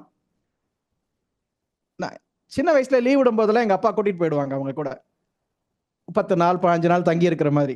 அப்போ ஒரு முறை சிதம்பரத்துல தங்கி இருக்கும்போது, நான் ரொம்ப ஸ்கூல் 8வது 9வது படிப்பேன், ரொம்ப சின்ன பையன், நல்லா சாப்பிடுவேன். இப்போ ஒரு முறை பிரசங்கத்துக்கு போறதுக்கு முன்னாடி சாயங்காலம் எல்லாம் டிஃபன் சாப்பிட்டுட்டு கிளம்புறாங்க. சாமிஜி கார்ல உட்காந்துட்டாங்க, எல்லாரும் ஏறிட்டாங்க, நான் சாப்பிட்டுக்கிட்டே இருக்கேன். அப்புறம் லேட்டா போனா என்னப்பா ஆச்சுன்னு கேட்டாங்க. அப்போ கூட மிருதங்க வாசிக்கிறவர் சொன்னார், சாமி குரு இட்லி பிரியன் சாமி, சாப்பிட்டுட்டே இருந்தான்னு சிரிச்சுட்டு போயிட்டாங்க. இது நடந்து ரொம்ப நாள் ஆச்சு. அப்புறம் தஞ்சாவூர்ல ஒரு கல்யாணத்துக்கு போயிருந்தோம். மாபெரும் மாளிகைகளிலும் தங்கி இருக்கிறாங்க, ஒரு சாதாரண இல்லத்திலும் இருப்பார்கள். அவர்கள் எல்லாவற்றையும் ஒன்று போல பார்ப்பாங்க, ஏற்றத்தாழ்வு பார்க்க மாட்டாங்க. அப்போ அங்க இருக்கும்போது எங்க அப்பா எல்லாரும் என்ன சாமி கூட விட்டுட்டு அவங்க தனியா வேற வேற சின்ன வீடு, வேற இடத்துக்கு சாப்பிட போயிட்டாங்க. ஒரு நாற்காலி போட்டு சாப்பிட்டுட்டு இருந்தாங்க. நான் கீழே உட்காந்து சாப்பிட்டுட்டு இருந்தேன். பொங்கல் வச்சாங்க. நமக்கு அது அவ்வளவா பழக்கம் இல்லை அந்த காலத்துல. இப்படி தடுமாறிட்டு இருந்தேன். இப்படி கவனிச்சாங்க. எப்ப சொன்னாங்க அது அப்படியே ஞாபகம் வச்சிருந்து, இட்லி கிடைக்குமான்னு கேட்டார். சாமி இட்லி கேட்கறாங்கன்னு யாரோ போய் ஒரு குண்டாரோ போய் இட்லி எடுத்துட்டு வந்தாங்க. வச்சிருங்க நானே போட்டுக்கிறேன்னு சொல்லிட்டு ஒரு இட்லியா வச்சு நான் சாப்பிட்டு முடிக்கிற வரைக்கும் வச்சுக்கிட்டே இருந்தாங்க. நாம் எப்படி பிறரிடம் பழக வேண்டும் என்பதற்கு வாழ்ந்து காட்டிய வள்ளல்கள். இன்னொரு நிகழ்வு, திருச்சி பக்கத்துல சாமிஜி ஒரு வீட்டுக்கு போனாங்களாம். அவங்க பெரும்பாலும் அவங்க கஞ்சி, அகத்திக்கீரை இந்த மாதிரி எளிய உணர்வு, ஆரோக்கியமான உணர்வு தான் அவர்கள் விரும்புவார்கள். ஆனா அவர்களுக்கு என்ன கொடுப்பாங்க? எல்லாரும் அறுசுவை உணவு தான் கொடுப்பாங்க. ஆப்பிள் ஜூஸ் கொடுத்தாங்களா, ஒரு முழுங்க குடிச்சிட்டு நீ திரும்பி பார்த்தாங்களா, எல்லாரும் சாமி கொடுத்தது நமக்கு கொடுக்க போறாங்கன்னு பெரும் பணக்காரர்கள்லாம் நின்று இருந்தாங்களாம். அப்போ சாமியுடைய அடியார் ஒருத்தர், ஒரு ஏழை மில் தொழிலாளி, அவரை கூப்பிட்டு இந்தாப்பான்னு கொடுத்தாராம். எல்லாரும் அப்படியே பார்த்தாங்களாம். நீங்க எல்லாம் தனம் படைத்தவர்கள், ஆப்பிள் ஜூஸ் குடிக்கிறதுக்கு உங்களுக்கு ஒரு விஷயமே கிடையாது. அவர் ஒரு ஏழை மில் தொழிலாளி, அவருக்கு இந்த ஜூஸ் குடிக்கிறதுன்றது வாழ்க்கையில எவ்வளவு பெரிய விஷயம் பாருங்க. யாருக்கு என்ன வேண்டுமோ அப்படி கொடுக்கணும். இப்ப ஞானிகள் நமக்கு துன்பம் கொடுத்தவங்க எல்லாம் ஒழிகன்னு சொல்ல மாட்டாங்க, அவங்களுக்காக சபிக்க மாட்டாங்க. அருள் துறையில் மனம் நாடி அகத்தவம் பெற்று ஆழ்ந்து அல்லுபகல் அறிவை கொண்டு ஆராய்ச்சி செய்து இருள் கடந்து மெய்ப்பொருளே அறிவாக அதே நானாய் இருக்கின்ற மனநிலையில் உலகத் தொன்றேற்றேன். பொருள் புகழ் செல்வாக்கு புலனின்பத் தாழ்ந்தோர் பேராசையால் எனது தொண்டில் குறுக்கிட்டால். சாமிஜி யார் வழிக்கு போறாங்க? திரள்வதுதான் என்ன? யாருக்கு? இப்படி தீவினை செய்தால் அவர்களுக்கு பவவினைதானே திகழ்கின்றது. அந்த இரக்கத்தோடு சொல்றாங்க, தெய்வம் திருந்தி அவர் உய்ய அருள் புரிய வேண்டுகின்றேன். அவருக்கும் வேண்டுகிறாங்க. எத்தனை இடைஞ்சல்களை அனுபவிச்சிருக்காங்க. அப்ப கூட மற்றவர்களுக்காக நம்ம விட்டு கொடுக்கல, அவர்களையும் வெறுக்கல. உன் தொண்டு என் தொண்டு உன் எதிரில் பொருந்தாவிட்டால் இவ்வுலகம் விரிவடைத்து எங்கோ சென்று என் கருத்து திட்டம் இதை பரவ செய்தேன். ஏளனமோ அழுக்காரோ என்னை தடுக்கா, என் வாழ்க்கை உன் கருத்துக்கு ஒவ்வாதாயின் யான் காணும் விரிவுலகம் உனக்கும் உண்டு. என் வழியே நான் செல்வேன், நீ உனக்கு ஏற்றபடி செயலாற்று, இறையே வாழ்த்தும். என்ன பிரச்சனைன்னா, இந்த மகான்களுடைய அறிஞர்கள், மகான்கள், ஞானிகளை எல்லாம் மதிக்காத சமுதாயம் தான் பெரும்பாலும் அந்த காலத்துல இருந்து இருக்கிறது. தான் அவையார் சொன்னாங்க, நற்றாமரை கையத்தில் நல்லெண்ணம் சேர்ந்தாற்போல் கற்றாரை கற்றாரே காமுறுவர். எல்லாருமே அப்படி இருக்காங்க. கற்பில்லா மூர்க்கரை, அதாவது கல்வி இல்லா மூர்க்கரை மூர்க்கர் உகப்பர். இது போல முதுகாட்டில் காக்கை உகக்கும் பிணம். சுடுகாட்டுல இந்த காக்கா போய் பிணத்தை தான் குத்திக்கிட்டு இருக்குமா. நற்றாமரை குளத்துல இருக்கிற அன்னம் தான் தாமரையை சேருமா. அப்படி கற்றாரை கற்றாரே காமுறுவர். இன்னைக்கு பெரியோர் மதிப்பு எத்தனை பேர் உணர்ந்திருக்கிறார்கள் நமக்கு தெரியல. தெரிந்தவர்களிடம் அணுகி ஒரு படியோட தெரிந்து கொள்ள முயற்சி செய்கிறோமா? கற்றிலனாயினும் கேட்க அகுது ஒருவருக்கு ஒர்க்கத்தின் ஊற்றான் துணை. இந்த சோசியல் மீடியாவில் எத்தனையோ நல்ல விஷயங்கள் இருக்குது. நாம் அதிகமாக பார்ப்பது, நினைவில் வைத்துக் கொள்வது எது? எதையாவது வந்தா படிக்கிறோமோ கடைபிடிக்கிறோமோ இல்லையோ, ஃபார்வர்ட் ஃபார்வர்ட் ஃபார்வர்ட்னு பண்ணிடுறோம். இப்படி கேட்டு உணர்ந்தால்தான் நமக்கு தேவையான காலத்திலே உணவு. எதுக்கு சொல்ல வந்தேன்னா, இப்போ வாரியார் சுவாமிகளுடைய மகா சமாதி தினம் 7/11. இப்போ 2 நாளைக்கு முன்னாடி நட்சத்திரம் ஐப்பசி ஆயில்யம் வந்தது. இந்த மீடியாக்கள்ல செய்தி தோள்கள்ல என்ன போடுறாங்க? மகான்களை பத்தி, பக்த பிரமுகர், ஆன்மீக சொற்பொழிவாளர், நகைச்சுவை பேச்சாளர்கள், இந்த எல்லைக்குள்ளாக அடங்குகிறவர்களா அவர்கள்? அவதார புருஷர்களின் மதிப்பை உணராத மாந்தர்கள். இப்படியெல்லாம் போடுவதால அவருடைய பெருமைக்கு என்ன இழுக்கு? இந்த 8 குணங்கள்ல எல்லையிலா ஆற்றல், பல்கலை அறிந்தோன்னு சொன்னாங்கல்ல, இதுவே கூட ஒரு தனி தலைப்பா வைக்கலாம். இப்போ ஒரு சிறு ஒரு பானை சோற்றுக்கு ஒரு சோறு பதம் பாருங்க. சாமிஜி மகா சமாதி அடைஞ்சாங்க 7/11/93. இப்ப 4/12/93 திருவடி புகழ்ச்சின்னு அவருக்கு ஒரு பாராட்டு, அவருடைய பெருமைகளை பேசுவதற்காக நடத்தினாங்க. அதுல அந்த காலத்துல இருந்த ஒரு முன்னாள் பல்கலைக்கழக துணைவேந்தர் கலந்து கொண்டாங்க. அவங்க முன்னாள் பல்கலைக்கழக துணைவேந்தர், அந்த நேரத்தில் அவர்தான் தமிழ்நாட்டின் மிக உயர்ந்த தலைமை தமிழாசிரியர். அவர் சொன்னாரு ஒரு நிகழ்ச்சி, நான் மாணவராக இருக்கும் போது சாமிஜி கிட்ட, இந்த வாரியார் சாமி கிட்ட இந்த நிகழ்ச்சியை கேட்டேன். சாமுவேல் ஜான்சன் ஒருத்தர் இருந்தார், கேள்விப்பட்டிருப்பீங்க. முதல்ல இங்கிலீஷ் டிக்ஷனரியை தொகுத்தவர். அவரு டிக்ஷனரி தொகுக்கிறேன்னு சொல்லி 7 ஆண்டுகளா போய் ஒரு பிரபு கிட்ட போய், லார்ட் அவர்கிட்ட போய் ஹெல்ப் பண்ணுங்கன்னு கேட்டாரு. அப்படியெல்லாம் ஒன்னும் அவர் ஹெல்ப் பண்ணல. அப்புறம் பின்னாடி எல்லாம் அவர் முயற்சி பண்ணி டிக்ஷனரியை தொகுத்து பிரிண்ட் பண்ணும் போது டெடிகேட்டட் டுன்னு என் பேர் போடு, உனக்கு காசு கொடுக்குறேன்னு சொன்னார். ஏன்னா ஞானிகளை, அறிஞர்களை அடிமை கொள்ள பெருமுயற்சி காலம் காலமாய் நடந்து வருகிறது. சாமிஜி இதுக்கு சான்று சொல்றாங்க. என் உடலை அறிவதனை அடகு ஏற்று எனக்கு ஒரு சிறு அறையும் உணவும் தந்து தன்னிச்சை போல் என்னை இயங்க வைத்து தற்புகழ்ச்சி மகிழ்ச்சி பெறும் ஆசை வேண்டாம். முன் நிகழ் பின் திரிகால ஞானம் காலங்கள் என்று கூறும் 3னையும் இணைத்து திட்டமிட்டு ஆற்றி தன்னையே உலகுக்கு அர்ப்பணிக்கும் தவமுடையோர் பிறர் வலையில் சிக்குவரோ, அடிமைகளால் ஆண்டவனை அடையவே முடியாது.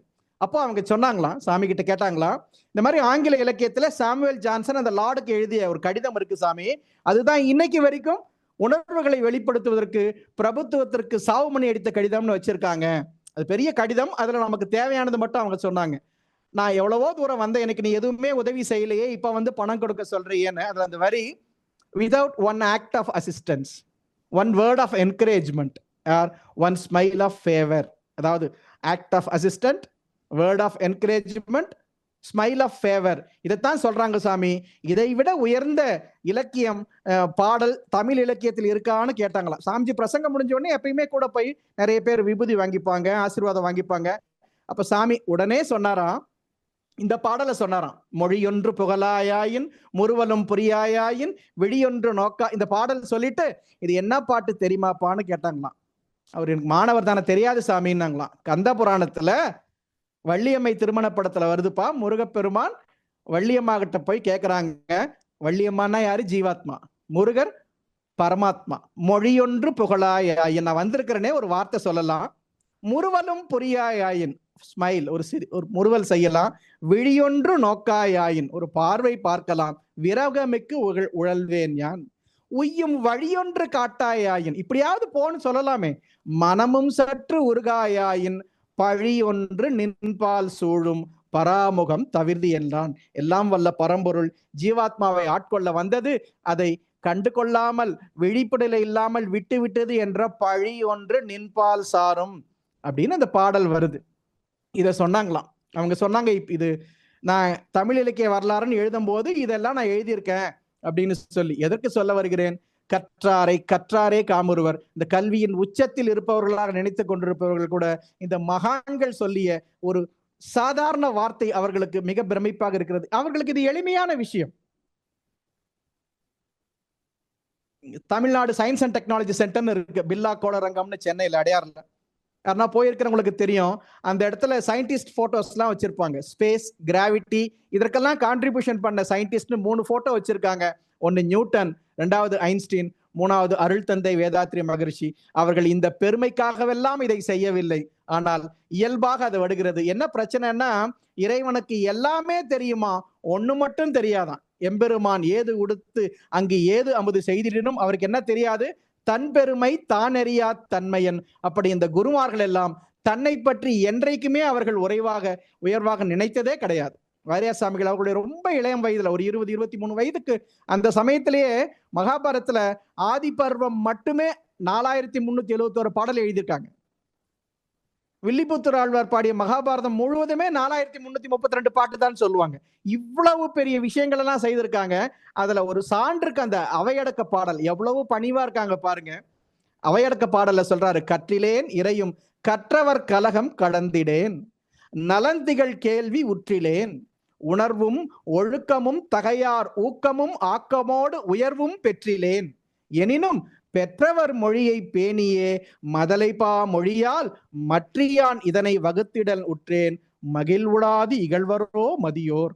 அப்படிப்பட்ட ஞானி, எனக்கு எதுவுமே தெரியாது, நாங்க சொன்னதைத்தான் திருப்பி சொல்றோம்னு சொல்றாங்க. இப்ப நாம எவ்வளவு அடக்கமும் பணிவும் ஏற்றுக்கொண்டோம் பாருங்க.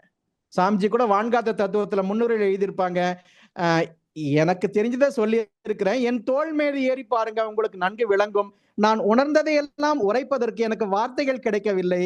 அதனால ஏதாவது சிக்கல் இருந்தா அது என்னுடைய வெளிப்படுத்துறதுல குறைபாடுன்னு தான் சொல்லுவாங்க. இப்ப நாம உயர்வடைய வேண்டுமானால் முதலில் பணிவடைய வேண்டும், பணிவை வளர்த்து கொள்ள வேண்டும். இதெல்லாம் அவங்களுக்கு தானே, நமக்குன்னு நினைக்க வேண்டாம், நீங்களும் இது போல் ஆகலாம்னு சாமி சொல்றாங்க. இந்த குணங்களை எல்லாம் நாமும் பெற முடியும். அழுக்காறு, அவா, வெகுளி, கடுஞ்சொற்கள் எனும் 4 வேண்டாதவற்றை அத்தனையும் மாற்றிவிட்டு தூய்மை பேரடைந்த பயன் அறிவறிந்தேன். அழுக்காறு, அவா, வெகுளி, இன்னாச்சொல் 4ம் இழுக்காறு என்ற தரம். அப்படியே சொல்றாங்க பாருங்க. விளைவு என்ன? பழுத்த மனம், அருளாற்றல், கண்மறவா விழிப்பு நிலை, பிறழ்வதில்லை. பண்பட்டது என் எண்ணம், சொல் செயல் இவை விளைவாய் நலம் காணுகின்றேன். நற்குணம் வந்தால் குண நல பேறு பெற்றால் இந்த முழுமை பேறு கிட்டும். ஒழுக்கமுடன் கடமை, பிறர்க்கு உதவி செய்யும் ஆற்றல் இவை வாழ்வில் ஓங்கி ஒளி வீசி பாருலக மக்கள் நலநாட்டத்தில் தொண்டனானேன். முழு திறமை வளர்கிறது. கொடுப்பதன்றி கேட்பதில்லை, எதிர்பார்ப்பு இல்லை, முதிர்ந்து வரும் அறிவு, சிவக்காட்சி என உள்ளுணர்ந்து நிறைவாய் உள்ளேன். நீங்களும் இது போல் ஆகலாம்னு சொல்றாங்க. ஆகவே அன்பர்களே, அன்பு, இரக்கம், தொண்டு, தவம், ஈகை, இன்சொல் ஆன்மீக நெறியாகும். இவற்றையெல்லாம் போற்றி காக்க துன்பங்கள் குறைந்து வரும். மேலும் தெய்வ துணை கிட்டும். வாழ்வில் புகழ் நிறைவு ஓங்கும். நன்முறையில் தனிமனிதன் வாழ கற்றால் நாட்டினிலும் வீட்டினிலும் அமைதி ஓங்கும். இன்பமயமே எங்கும். இந்த உண்மை எளிதென்றோ? கற்பதற்கும் வாழ்வதற்கும், கற்பதற்கும் வாழ்வதற்கும் இந்த உண்மை எளிதென்றோ? இன்பமயமே எங்கும். வாழ்க வையகம், வாழ்க வையகம், வாழ்க வளமுடன். தற்பொழுது ஐயா அவர்கள் நம்முடைய கேள்விகளுக்கு சிறப்பாக பதிலளிக்கின்றார்கள். கேள்வி கேட்கும் அன்பர்கள் தங்களுடைய கைபேசியை தாங்களே அன்மியூட் செய்து கொண்டு கேள்விகளை மட்டும் சுருக்கமாக கேட்கும்போது அது அனைவருக்கும் பயனுள்ளதாக அமையும் என்பதை அன்போடு தெரிவித்துக் கொள்கிறோம். அடுத்த அன்பராக கிருபாநிதி அம்மா, உங்களுக்கு அன்மியூட் கொடுத்தாச்சுமா, நீங்க பேசலாமா? ஆமா, வாழ்க வளமுடன் ஐயா. வாழ்க வளமுடன் ஐயா. வாழ்க வளமுடன்மா, வாழ்க வளமுடன்மா. ஐயா வாழ்க வளமுடன். ரொம்ப சிறப்பா இருந்துச்சுலாம் சொல்ல முடியாது. நீங்க சொன்னதை அப்படியே ஏத்துக்கணும். இதுல என்ன தப்பு செஞ்சிருக்கோம், என்ன அதுதான் உண்மை. அதுல ஐயன் தெரியறதுக்கு வேறு என்ன. உங்களுடைய வாழ்க்கையில இந்த எந்த வயசுன்னு தெரியல, ஆனா மற்ற பல்கலைக்கழகத்தோட காமராஜ் மதுரை ரொம்ப தொடர்புல இருந்திருக்கீங்கிறத இன்னைக்கு நான் அதை எழுதிக்கிட்டே வந்தேன். உங்க டிகிரி எல்லாம் அப்ப ரொம்ப தோணுச்சியா. ரொம்ப நன்றி ஐயா. அதாவது தீய குணங்கள் இருப்பதை விட அவங்க தீயவங்கன்னு சொல்றதே நமக்கு ஒரு தீய குணம் இல்லையா ஐயா? இவங்க அவங்க கெட்டவங்க, அதான் தீய குணங்களை உரைப்பதும் தீதுதே அப்படின்னு சொன்னீங்க. அது ஒண்ணு. ரெண்டாவது வந்துயா, தொண்டு செய்யும் போது சலிப்பு வெறுப்பு வரக்கூடாது. அது அப்ப நான் கூட செய்வேன், சொல்லி கொடுத்துக்கிட்டே இருக்கோம். அவங்க வர வர தப்பு செஞ்சாங்கன்னா அவங்கள நேரம் சொல்ல கூட நமக்கு ஒரு நினப்பு வரும். எத்தனை தரம் தான் அந்த எக்ஸசைஸ சொல்லி கொடுக்கறது. அதெல்லாம் இன்னைக்கு உணர்ந்துறதுக்கு ஒரு நல்ல வாய்ப்புயா. இன்னொன்னுயா, தெளிந்த அறிவுடையோர் துன்பம் கண்டு அஞ்சார். அது நீங்க சொன்னது எனக்கு புரியுது. ஆனா விரிவடைய மனநிலையும் விரிந்த மனச்செயலும் அது ரெண்டும் ஒண்ணுதானா? அதுல வித்தியாசம் இருக்கு ஐயா. விரிவடைய மனநிலையும் விரிந்த மனச்செயலும். விரிவடையா மனநிலை. ஆமாய்யா, விரிவடையா மனநிலையும் விரிந்த விரிவடையா மனம் தானே குறுகிய மனம். அது ஆப்போசிட். விரிவடையா மனதுக்கு ஆப்போசிட் விரிந்த மனச்செயல். Okay okay. இன்னொன்னுயா, அன்பை பத்தி நிறைய சொன்னீங்க ஐயா. அன்பு காட்டுதல், அன்பு அடிமைத்தனம், அன்பே பாசமா வச்சுக்க கூடாது. அன்பு என்பது நம்ம சுதந்திரம் போகுது. அப்ப அந்த அன்புங்கிறது அந்த லிமிட்டை தாண்டக்கூடாதுங்கிறத எதை வச்சு நம்ம உணர்றது? யாருக்கிட்டையுமே, இப்ப நம்ம பிள்ளைங்களையோ கணவர்கிட்டயோ பேரம்பேத்திக்கிட்டயோ அந்த அன்பு அந்த அளவை தாண்டக்கூடாது அப்படிங்கிறதுல அதத்தான் சொல்றீங்களா? அல்ல நம்ம அடிமை ஆயிடக்கூடாது அப்படிங்கிறதுக்கு ஒரு விளக்கம் ஆயாது. இப்படி எல்லாம் பேசே வச்சாவே அது அன்பு இல்ல.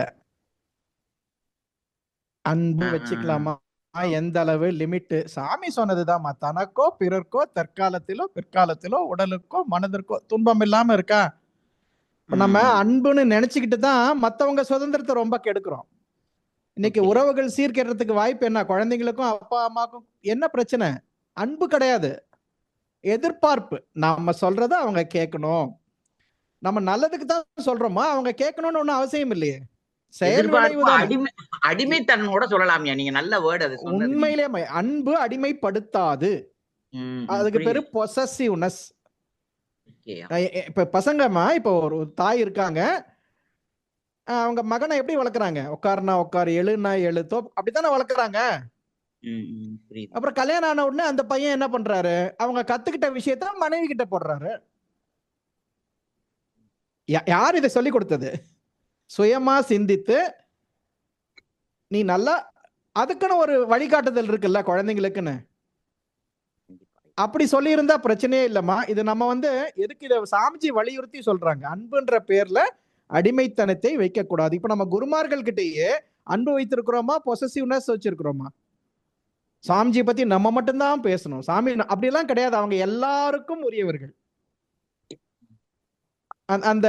அது ரொம்ப தெளிவா புரிஞ்சுக்கிட்டா அன்பு என்றைக்கும் நன்மைதான். அதான் அறிந்தது சிவம், மலர்ந்தது அன்பு. இது வார்த்தை இல்லைங்களே, நம்ம சிவத்தை அறிந்திருந்தால் அன்பு இயல்பாக இல்ல மலரும். நாம வைத்திருக்கிறது கண்டிஷனல் லவ் அப்படின்னு சொல்றாங்க. அன்கண்டிஷனல் லவ் இல்ல நம்ம கிட்ட யாரா இருந்தாலும். ரொம்ப சிறப்பியா, நன்றி ஐயா.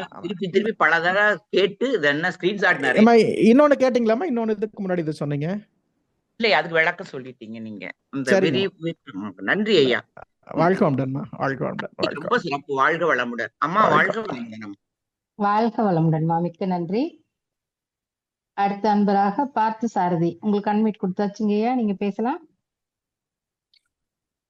ஐயா வாழ்க வளமுடன். அருள்நிதி பார்த்த சாரதி from மெல்போர்ன், ஆஸ்திரேலியா. வாழ்க வளமுடன். உங்களை நினைச்சேன் நான். ஐயா உங்களுடைய உரை கேட்டு எவ்வளவு நாள் ஆச்சு. இன்னைக்கு காலையில் நினைச்சேன். இன்னைக்கு உங்களுடைய உரை.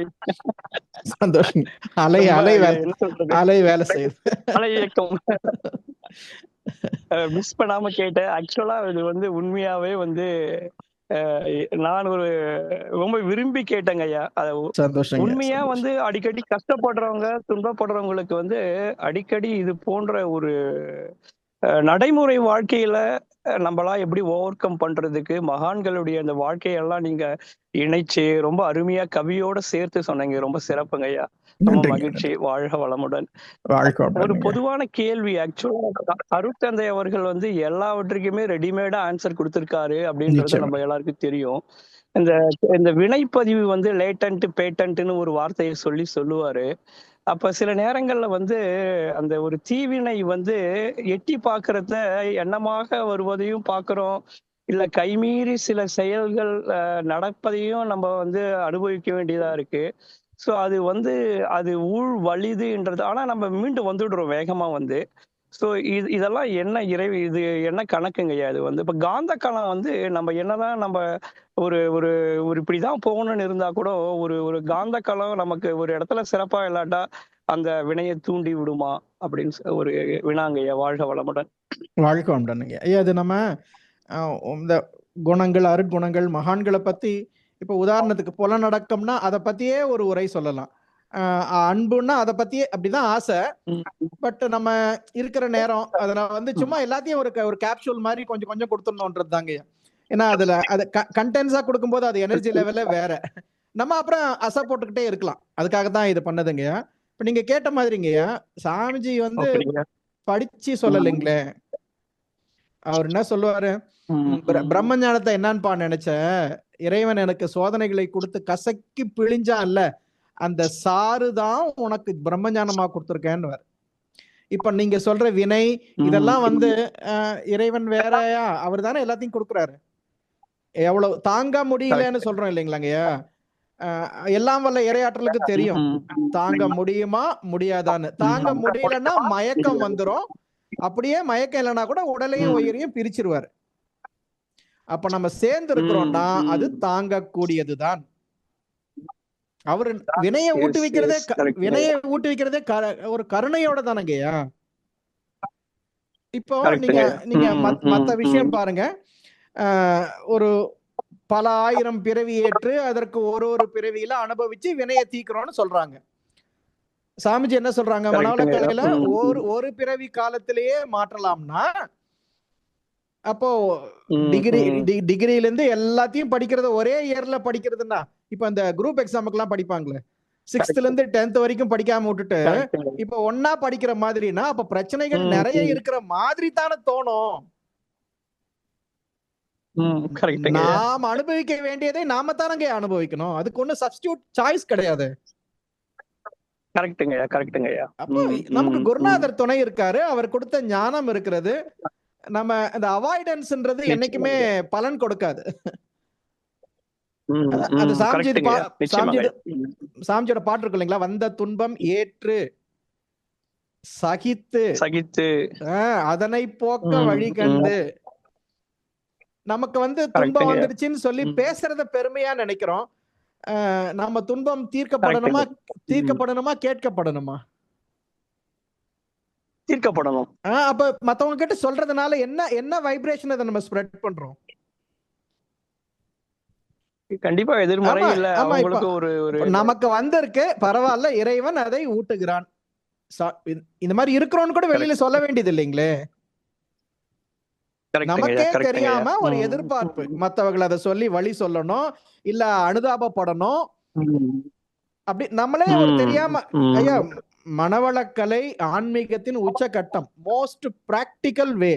ஆனா நம்ம என்ன நினைக்கிறோம்னா, ஜாலியா இருக்கிறது தான் ஆன்மீகம்னு நினைக்கிறோம். ஒரு உண்மையான குருமார்கள் கூட இருக்கும்போது நீங்க கம்ஃபர்ட் ஜோன்லயே இருக்க முடியாது.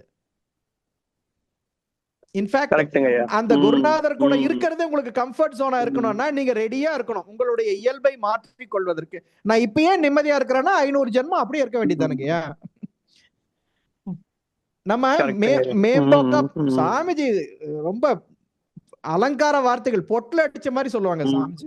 அதை ஏற்றுக்கொள்வது கொஞ்சம் பணிவு, கனிவு, துணிவு. அது கொஞ்சம் ரொம்ப நல்லா இருக்குங்க. அது சாமிஜி குருமார்கள் கூட இருக்கிறது, அவங்கள சிந்திக்கிறது, அவங்க சொன்ன வழியில வாழ்றதை விட ஜாய்ஃபுல் ஒண்ணுமே கிடையாதுங்கய்யா. ஆனா நம்ம ஜாயின்றத வேற எதையோ நினைச்சுக்கிறோம், அதுதான் துன்பம்.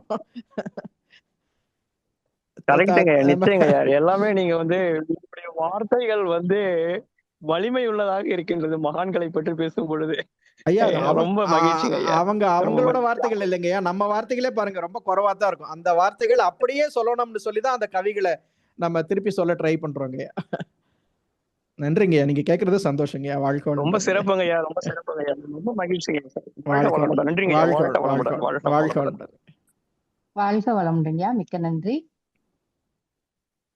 அடுத்த நண்பராக அருள்நிதி ராதாமா, உங்களுக்கு அன்மிட் கொடுத்தாச்சுமா, நீங்க பேசலாம். வாழ்க வளமுடன்மா. நன்றி ராஜேஸ்வரிமா. ஐயா வாழ்க வளமுடன். ஐயா அம்மா வாழ்க வளமுடன்மா. வாழ்க வளமுடன். சொல்லுங்க. அற்புதமா இருந்ததுங்க ஐயா. நாங்களும் கூடவே உங்களோட மகரிஷியோட இருந்த மாதிரி ஒரு மனநிலையை கொண்டு வந்திருந்தீங்க ஐயா. நாங்க மகரிஷி எல்லாம் பார்த்தது இல்லை, அதுக்கப்புறம் தான் ஜாயின் பண்ணோம். அதனால வந்து கூடவே பயணிச்ச மாதிரி ஒரு மனம் ஒத்துழைப்பு கொடுத்துட்டு இருந்துச்சுங்க ஐயா. ரொம்ப அற்புதமா இருந்துச்சுங்க. நிறைய கருத்துக்கள் ஐயா. அதே மாதிரி வர்றதை அனுபவிச்சுதான் தீரணும், அதை சந்தோஷமா ஏத்துக்கணும் அப்படின்னு நீங்க கருத்து தெரிவிச்சது, இப்ப பதில் சொன்னது ரொம்ப அற்புதங்க. ஏன்னா சில சமயம் மனசு துவண்டு போயிடுது. ஏதாவது கஷ்டம், உடல்நிலை கஷ்டம் வந்தாலும் சரி, இல்ல வேற ஏதாவது ஒரு சிக்கல் அடுத்தவங்க மூலம் வந்தாலும் மனசு துவண்டு போயிடுது. ஏத்துக்கொள்ளணும் அப்படின்னு ஸ்ட்ராங்கா மாதிரி சொல்லுவாருன்னு சொன்னீங்க பாருங்க. உண்மையிலுமே அது ரொம்ப முயற்சி செஞ்சுதான் இல்லம்மா, அது முயற்சியெல்லாம் ஒண்ணும் இல்ல, பழக்கத்தை மாத்திக்கிட்டா போதும். இப்படித்தான் இருக்கணும். நம்ம வருத்தப்படுறதுனால, சண்டை போடுறதுனால அது மாறப்போதா, நம்ம அந்த வினை விளைவு தெரிஞ்சுக்கிட்டா பிரச்சனை இல்லை. எப்பயோ செய்த வினை இப்ப வருது. சாமி சொல்லுவாங்க, விளைவுதான் வருது. யாரை என்ன துன்பப்படுத்தணுமோ இறைவன் இந்த ரூபத்துல வந்து சொல்லுவாங்க. வினை வந்து எப்படி வருதுன்னா ஆதி ஆத்மிகம், ஆதி தெய்வீகம், ஆதி பௌதிகம்னு சொல்லுவாங்க. உயிரற்ற பொருள்கள் மூலமா வருது, பஞ்சபூதங்கள் மூலமா வருது, உயிருள்ள பொருள்கள் நாம செய்தது தானே வரும். நமக்கு லெட்டர் வருதுன்னா போஸ்ட் யாரோ மணி ஆர்டர் அனுப்பிச்சா தானே வருது. எப்ப போஸ்ட் பண்ணமோ நமக்கு வருது. அப்பாடா வந்து சேர்ந்தது, இப்ப அனுபவிச்சுட்டா இனி அதான் சொல்லுவாங்க. துன்பம்னாமா, துன்பம்னா திருவள்ளுவர் சொல்லுவார்லமா, என்னது மாதிரி சொல்லுங்க, துன்பம் வந்தா சிரிக்கணும்னு சொல்லுவாங்களே, என்ன திருக்குறள்? ஏன் அடுத்து வருவது இந்த துன்பத்தை அனுபவிச்சுட்டா இதுக்கு மேல இந்த துன்பம் வராது. நமக்கு ஏன் அந்த வினை தொடர்ந்து வருதுன்னா சலிப்பு வெறுப்பு இல்லாம நாம எப்படி அனுபவிக்கணுமோ இது பேலன்ஸ் கழியுதுன்ற பேலன்ஸ்டு மைண்டோட செய்யறது இல்ல. வினை இல்லாமல் ஒருவரை பார்ப்பதோ கேட்பதோ எந்த நிகழ்வுமே நடக்காது. ஒருத்தரை பாக்குறோம் பழகுறோம்னா வினை கழியுதுன்னு அர்த்தம் இல்ல, புதிய வினை உருவாகுதுன்னு அர்த்தம். ஆமா, அன்புன்ற பேர்ல நம்ம வந்து ரொம்ப பெரிய இன்ஃபாக்சுவேஷனையோ இல்ல முறையற்ற பால் கவர்ச்சியோ, ஒரு என்ன சொல்றது, love the soul not the body. நீங்க சாமிஜியை பார்க்கலன்னு சொன்னீங்க, அந்த உருவத்தை நினைச்சுதானே சொல்றோம். குரு வாழ்க குருவே துணைன்னு அந்த நினைச்சா அந்த உணர்வு வருது, அதுதானே அவரு. அவங்க எல்லாம் என்றைக்கும் அந்த ஆன்மாவுக்கு அழிவில்லைன்னு சொல்றோம். நமக்கு அந்த ஏக்கம் இருக்கு, அந்த உருவத்துல பாக்கலையேன்ற ஏக்கம் இருக்கு. சாமிஜி இதுக்கு விடை சொல்லுவாங்க. அந்த வயசான காலத்துல கையை பிடிச்சிட்டு வருவாங்க. என் கூடவே கையை பிடிச்சிட்டு வர்றதுனால இவங்க எல்லாம் ரொம்ப நெருக்கமானவங்க நினைக்காதீங்க. எங்கேயோ ஒருத்தன் தூரமா உக்காந்துக்கிட்டு நான் சொல்லி கொடுத்த பயிற்சியை முறையா செய்து கொண்டிருப்பான். அவங்கத்தான் எனக்கு வேண்டியவங்க. ஒரு ஜட்ஜிமா சுப்ரீம் கோர்ட் ஜட்ஜி இது டெல்லியில இருந்து சாமிஜியை பாக்குறதுக்கு வரத்துக்கு அனுமதி கேட்டாங்களாம்.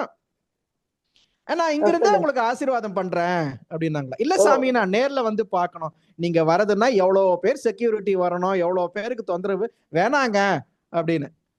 இல்லைங்க, வந்தே ஆகணும் உங்க ஆசீர்வாதம். நான் சொல்லி கொடுத்த பயிற்சிகளை விடவா பெரிய ஆசீர்வாதம். யார் ஒருவர் குருநாதர் சொல்வதை முறையாக அவர் சொல்லி கொடுத்த மாதிரி கடைபிடிக்கிறாங்களோ அதை நம்ம இஷ்டத்துக்கு எடுத்துக்கிட்டு வினைய சேர்க்கறதுக்கு பயன்படுத்தக்கூடாது, உறவுகளை சீர்கேடு செய்வதற்கு பயன்படுத்தக்கூடாது. மனவளக்கலை குடும்பத்துல அப்ளை பண்ணணும், வாழ்க்கையில. வாழ்க்கை வேற தத்துவம் வேற இல்ல, வாழ்க்கை தத்துவம். மனவளக்கலையே வாழ்க்கை தத்துவம் தான். வண்டர்ஃபுல் மதமா.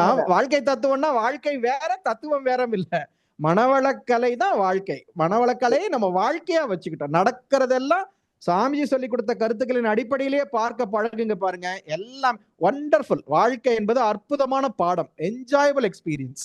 நம்ம ஒரு எக்ஸ்பெக்டேஷன்ஸ் வச்சுக்கிறோம், இப்படித்தான் நடக்கணும், இப்படி நடக்கக்கூடாது. நாங்கெல்லாம் துன்பத்தெல்லாம் அனுபவிப்போம், நாங்க விரும்பும் போது விரும்புற மாதிரி. Life is uncertain, life is uncertain. நெருநல் உளன் ஒருவன் இன்று இல்லை என்னும் பெருமை உடைத்து இவ்வுலகு. நேற்றைக்கு இருந்தவன் இன்னைக்கு இல்லைன்றதுதான் உலகம். அப்புறம் நம்ம எப்படி சர்டனா நினைக்க முடியும் இப்படித்தான் நடக்கணும் அப்படித்தான் நடக்கணும்னுட்டு? தொடுணர்வு மூலம் எனக்கு கொடுத்திருக்காருங்க ஐயா. நிச்சயமா நிச்சயமா அப்படிங்கிற மாதிரி ஒரு 2 தடவை தொடு உணர்வு மூலம் அவர் வந்து கண்ணை திறந்து பார்த்தா யாருமே இருக்க மாட்டாங்க, ஆனா தொடு உணர்வு மூலம் ஒரு 2 தடவை எனக்கு மகிழ்ச்சி காட்சி கொடுத்துருக்காங்க. ஆமா, பிசிக்கலா பாக்குறது வேற, மெட்டாபிசிக்கல். அவங்க என்னைக்குமே இருக்காங்க, மாஸ்டர்ஸ் ஆர் எவ்ரிவேர், எங்கேயுமே என்னைக்குமே இருக்காங்க. நீங்க நினைந்தால் உணர்ந்தால். இப்ப அவர்களை பத்தி பேசுறோம், அந்த ஒரு இனிமையான உணர்வு வருது இன்னைக்குன்னா அது அவர்களை பற்றி பேசுவது தானமா. நம்ம அந்த அலையோட போனோம்னா அது வரும் நமக்கு. எப்போதும் இப்படியே இருந்து பழகுனா அதுதானே பேரின்பம்னு சொல்றாங்க. இன்னைக்கு பேசினதே அதுதானம்மா. அல்லதை விடுத்து நல்லவர்களை பற்றியே நினைக்க வேண்டும். நல்லதையே முதல்ல கூட அம்மா ஒருத்தர் கேட்டாங்க இல்லைங்களா, நம்ம தீயவர்களை பற்றி கூட பேச வேணாம், தீயவர்களை பற்றி பேசி என்ன தீயவர்கள்னு நம்ம அவங்களை நினைச்சாவே நம்ம எடை போடுறோம் தானே அர்த்தம். நம்ம ஜட்ஜி பண்றதுக்கா வந்திருக்கோம். இவங்க மதர் தெரசா கூட சொல்லுவாங்க, if you start judging people you have no time to love them. அது அவர்களோடு நினைத்தால் பேசினால் நமக்கோ பிறர்க்கோ நல்லது வருதா கெட்டது வருதா. சத்ரு நாசனாயன்னு சொல்லக்கூடாது, சத்ரு தத்துவ நாசனாய. தீய குணங்கள் நமக்கு வேண்டாமே தவிர ஒருத்தரை நம்ம தீயவர்களை நினைக்க வேண்டியதில்லை, அது நமக்கு பொருந்தாதது. கால நேரம் வீண், வாழ்க வளமுடன். அப்ப எப்ப பார்த்தாலும் நோண்டி நோண்டி கெட்டதையே பேசக்கூடாதுன்றதுக்காகத்தான் அது சொன்னது. அப்ப கெட்டதை தான் நம்ம பார்க்க வேண்டியதா இருக்கு. அதை நம்ம சொல்றாங்க, அது பார்த்தா காலில் மிதிச்சா கெட்டதுன்னு சொல்லி தாண்டி போயிடணும், அவ்வளவுதான். அதை பத்தி விமர்சனம் பண்றதுக்கு ஒண்ணும் இல்லை.